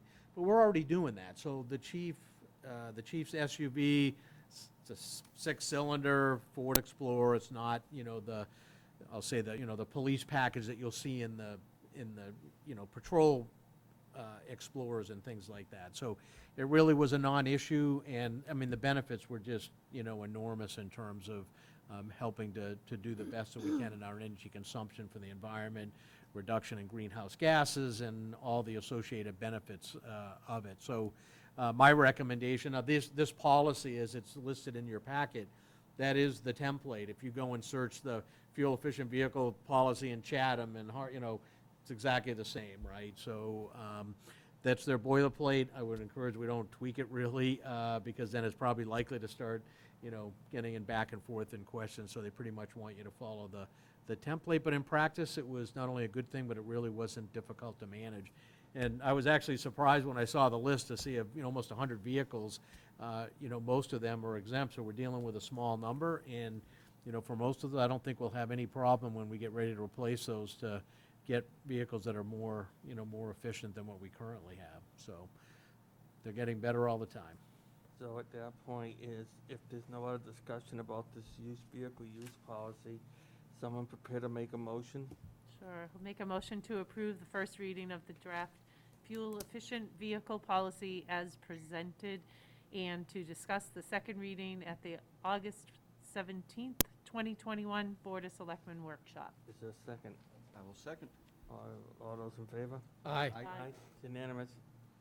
Can we like waive the second, I mean, if we're not gonna change the template and we're not gonna, I mean, We could waive it then. at some point in time, maybe we can say who exactly is, what positions are actually responsible for enforcement and what position should be responsible for checking updates. I mean, that's something that should eventually be in the policy. But if we're gonna just do the template and we're not gonna make any changes, The can next we meeting- waive this, we can waive the other readings at our next meeting. Yeah, the next meeting, when it's posted by a 4/5 voter board, they can waive the requirements of the second and go straight to third reading. And I just do want to say that the Capital Outlay Committee has had sort of a policy, their own policy on fuel-efficient vehicles. And one of the things we've really tried to do is keep Crown Vics from getting replaced and then going over someplace else. So, all in favor of this. Yes. Keeping them only the Thanks, Paul. efficient ones. So the next thing on the agenda is committee appointments. Bradley's ticking in. Special Works Opportunity Program for Dawn Roads, term to expire June 30th, 2022. Do a motion? Motion to approve Dawn Roads to the Special Works Opportunity Program with all terms to expire on June 30th, 2022. Is there a second? Seconded. Any discussion? Seeing none, all those in favor? Aye. All those opposed? Ayes have, it's unanimous. Disposition of surplus material, equipment. We have a HP printer in the mail room that's been there for 8 years. The printer stopped working 2 years ago, and the cost to replace it was more than it was. So a replacement printer is no longer needed in the mail room since departments are now using ones in their offices. So we have a model HP C8531A with a specific serial number JPBQY01847. I need the board to declare this equipment as surplus equipment. Is there a motion? Motion to declare that the mailroom Hewlett-Packard printer, model HPC 8531A, serial number JPBQY01847, has no value to the town of Bourne, as can be disposed. Is there a second? Seconded. Any discussion about this relic of an item? I just have one question. Can we have some sort of written policy? Doesn't the state allow us to have a written policy We have one, for yes. surplus one. material where we don't have to go through this? Or can we, unless it's less than a certain amount of money, can't we say like less than something? Yeah, I think we have that already. And I think $10,000 typically is the limit. One of the reasons I like to take this before the board and have it formalized, let me just say that one of the things since I've been here is things that have been unable to be found and where did they go, and so I like to have a formal process because everything's documented. This is a big piece of equipment. It's not like you to walk out the door, but we have lots of other stuff that, Yeah. if you notice, I think we even did one with a radio that emergency management had that's probably the size of my computer. So we could look at that. It's just, whatever the thing is, it really needs to be very, We did very have an well audit- documented. We did have an audit thing a couple of years ago Yeah. that said an inventory of equipment needed to be done, so probably for the Yeah, and reasons we're that you actually, said. yeah, we're doing one right now. I was gonna say, maybe we should just do an audit of equipment and bring it to you as a list, because, you know, there is a bylaw that does say this, and it actually says, items considered of no value by the selectmen. You know, and I understand the bylaws is set up to sell things at public auction, return money back to the taxpayers, all that, but at some point, you know, there is staff time, whether that dollar value is, you know, whatever that dollar value is, $150, $200, whatever it is, you know, it's hard for staff to do things for less than, I would say $200. I mean, by the time you put in the hours of putting a public auction together, how many hours are you putting into it, Yeah. you know? So, you know, again, maybe we can have a list of items, we can clear them off once, but the no value it seems pretty low to me. You know, at some point, you're gonna be able to say, it's a little cheaper to go in the dumpster than it is to, you know, have staff. It's the way chasing of the it world around. today. Yeah. Throw it out. It is, Jared. So we have a motion, a second on the table to dispose of this surplus equipment. All those in favor? Aye. All those opposed? Ayes have it. Discussion and possible vote related to changing the title of the Board of Selectmen to Select Board. This is something that is very long overdue, that we're seeing communities throughout the Commonwealth that have been doing this over the last few years, and I think that becoming a gender-neutral board, you know, is just the wave of the future, you know, and, you know, the communities throughout the Commonwealth are already doing it, so we're just falling in line with other communities. I think it's pretty straightforward, but I will defer to Judy and others if they have any discussion on this request. What this is our vote will be a recommendation to the Charter Review Committee as part of their charter report to the annual town meeting in May. Well, I think the timing's good. Yeah. And I already used the term, so. So welcome to the select board.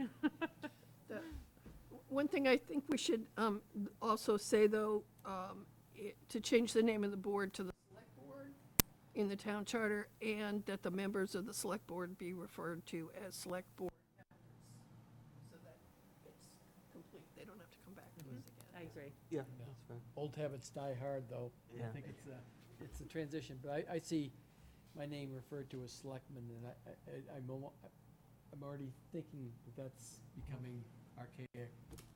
So maybe it's already happened, but I think it should be codified here. Yeah, I agree 100%. In fact, Channel 25 quoted me as select board chair, so they're, so even TV's thinking of it that way. I think we just need to fall in line with everybody else. And so I would gladly see a motion authorizing us to do this. Or I'll make a motion to recommend changing the name of the Board of Selectmen to the Select Board and in the town of Bourne Charter, and that the members of the Select Board be referred to as Select Board members. is there a second? Second Any discussion on that motion? Seeing none, all those in favor? Aye. Aye. Anybody opposed? It's unanimous. So please let Mr. Mealy know by email that that's a recommended change.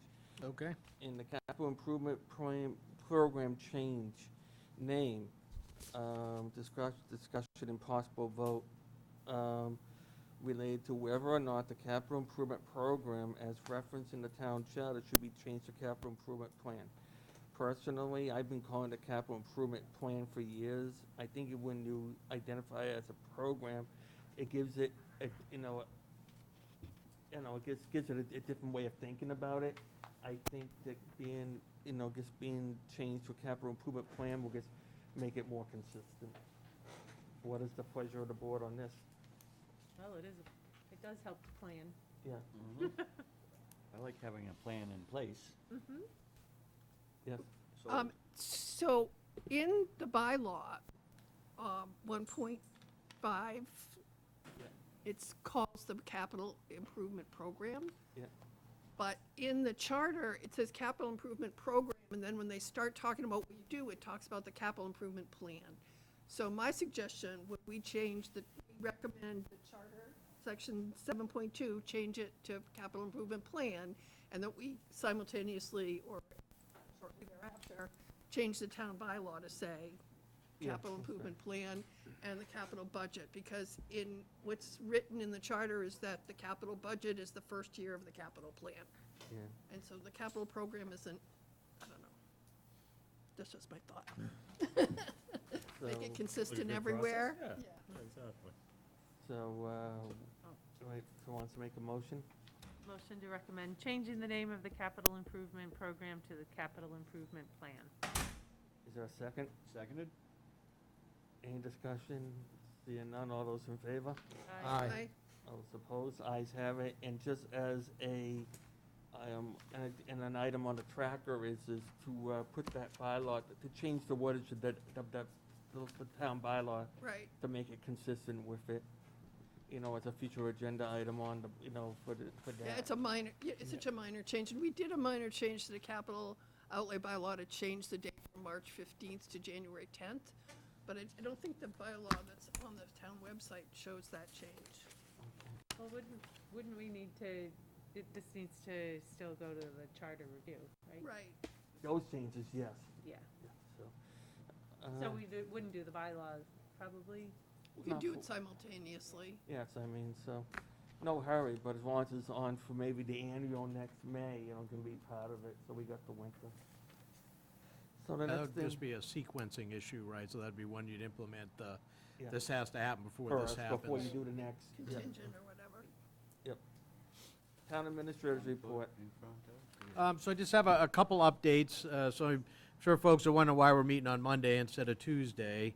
So tomorrow, August 3rd, is what's known as National Night Out across the United States, and an opportunity for public safety and other organizations to come together for the public to interact with them. And so we're going to be participating in National Night Out tomorrow night from 6 to 8 p.m. at Buzzards Bay Park. So we'll have Police Department, Fire Department, DPW, DNR, Barnstable County Sheriff's Office, Mass State Police, canines, fire truck from Joint Base Cape Cod, as well as the Mass Maritime Academy Police Department will be there as well, and members of Healing Community Study Group. So there'll be a lot of different types of organizations represented there.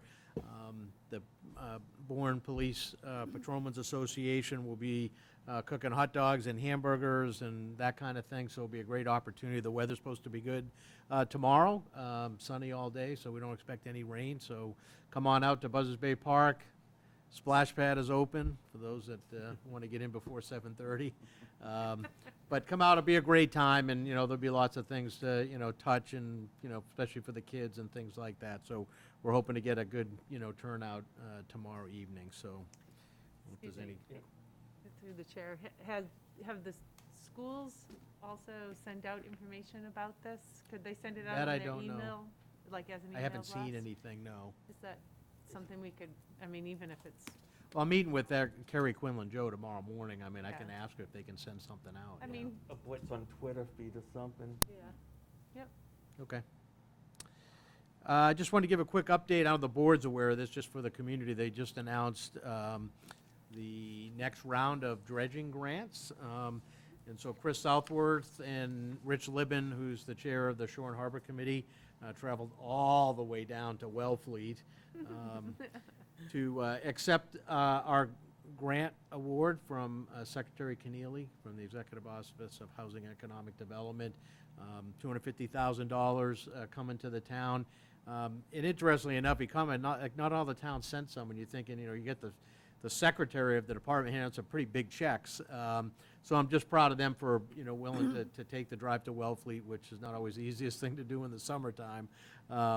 But went down and met the secretary and accepted our award. So as you know, the priority for our next dredging will be Pocasset River. So that money really helps to jumpstart our dredging program to keep our waterways safe and navigable and enjoyable for, you know, for everyone. Southside Fire Station update.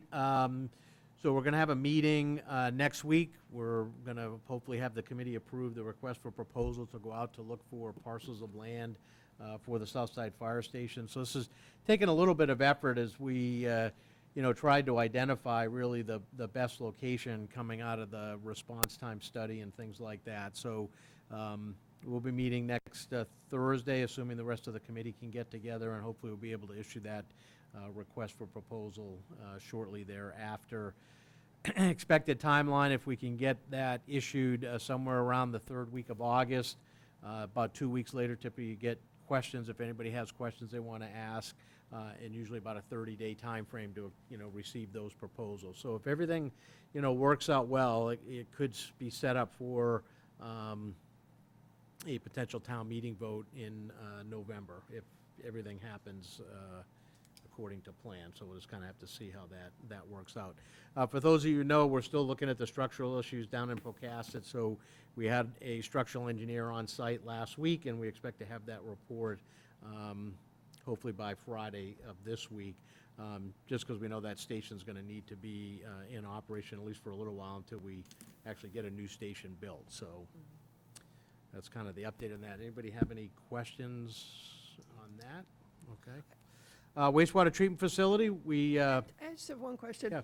Would it be possible for the Board of Selectmen to get the response, to have a report of the response time study that was done for the Fire Sure. Station Committee? Yep. I think that would be very helpful for the board to see the response times from the different, yeah, it probably should be in a presentation format, because we, you have to get some context to it, so we can have that explained in terms of what the, what the response matrix actually looked like, so. that'd be great. Thank you. Wastewater treatment facility, right now, we're on track to start accepting flow on Thursday, August 5th, so that's this coming Thursday. They'll be bringing in 3 loads of activated sludge from the Cohasset Mass Wastewater Treatment Facility. There'll be 3, I guess, tanker loads coming in to seed the plant, get the activated sludge. Once that's completed, we're hoping somewhere around noon, 1 o'clock on Thursday. Everything going well, we'll be activating the pump station right here at the corner of the community center. We'll see what happens after that. So that's exciting. So we're looking forward to that. In comes the flow. All right. Anybody have Be any, there. anything about from Tony? All right, so correspondences. Very quickly, I think there's 6 items, 4 of them are letters, 2 from FEMA, one, the flood insurance rate map addressing the following, the dwellings affected by these revisions, and also the flood insurance. It includes a list of towns and the towns affected and a list of the number of map handlers. And it is a lengthy map, and I'm just, hopefully that we're incorporating that into our, to the people that need to know this for insurance purposes. But Comcast about the Emergency Connectivity Fund, which indicates application for funding deadline of August 13th. And Public Utilities, a petition from NSTAR seeking to defer thresholds for 6 storms that occurred in the year 2020. Also, the Independence House with a number of services provided by type to Bourne residents. It's fairly lengthy. And the MBTA Advisory Board asking for confirmations that our own Peter Meyer and Glenn Cannon are primary contacts for the town of Bourne. And that concludes correspondence for the 2nd of August. I think for the MBTA, I think, Glenn and I, me being chair and Glenn being a representative to the MBTA advisory board already, are the 2 contacts, or someone wants to let them know that, It's just a confirmation. yeah, just confirm that they can, if you could do that, Glenn? Sure, I'll draft a letter for your review, Peter. You know. Right? Any committee reports at all, at this late hour? I have, Yeah. oh, go ahead, George. Just very briefly, CCRTA, recently, it was actually the beginning of July, GATRA, which is the neighboring Greater Attleboro Taunton Regional Transit Authority, they've merged the paratransit services. And I think it was not it will save some money. I don't know if the money that the state will save through the management fee that they have to charge for this is really minimal. But anyway, Administrator Care is reaching out to the various communities. He wants feedback, so I have reached out to Deborah to find out if there are any adverse effects. There's not too many, but I suspect, or she suspects, that people are kind of having a wait-and-see approach. They're not taking it as often, and that will have a backup effect if people are just being turned off by it. But I think she said, excuse me, for the time being, that Arnold Carr, I guess the in-house person, is able to pick up the slack for the time being. And I will be sending out an Air Force questionnaire. I don't know if anybody else received one. I don't know if I received it. I got one. You did? Okay. Air Force questionnaire? No. Yeah, okay. It's just it's about 20 questions about how they are doing as far as cleanup. Their relations, it sounds like it's kind of MC3 related. Yeah, it's a groundwater cleanup group. Yeah, so I would like to send that out to my colleagues.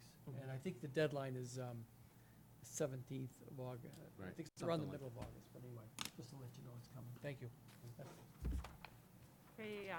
Okay, the roadway and traffic committee meeting, committee met for the first time, and we have a nice giant list of things that we're going to be doing, and we'll be meeting every other week, so until we check everything off the list. So I'll see you, I don't know, in 2045.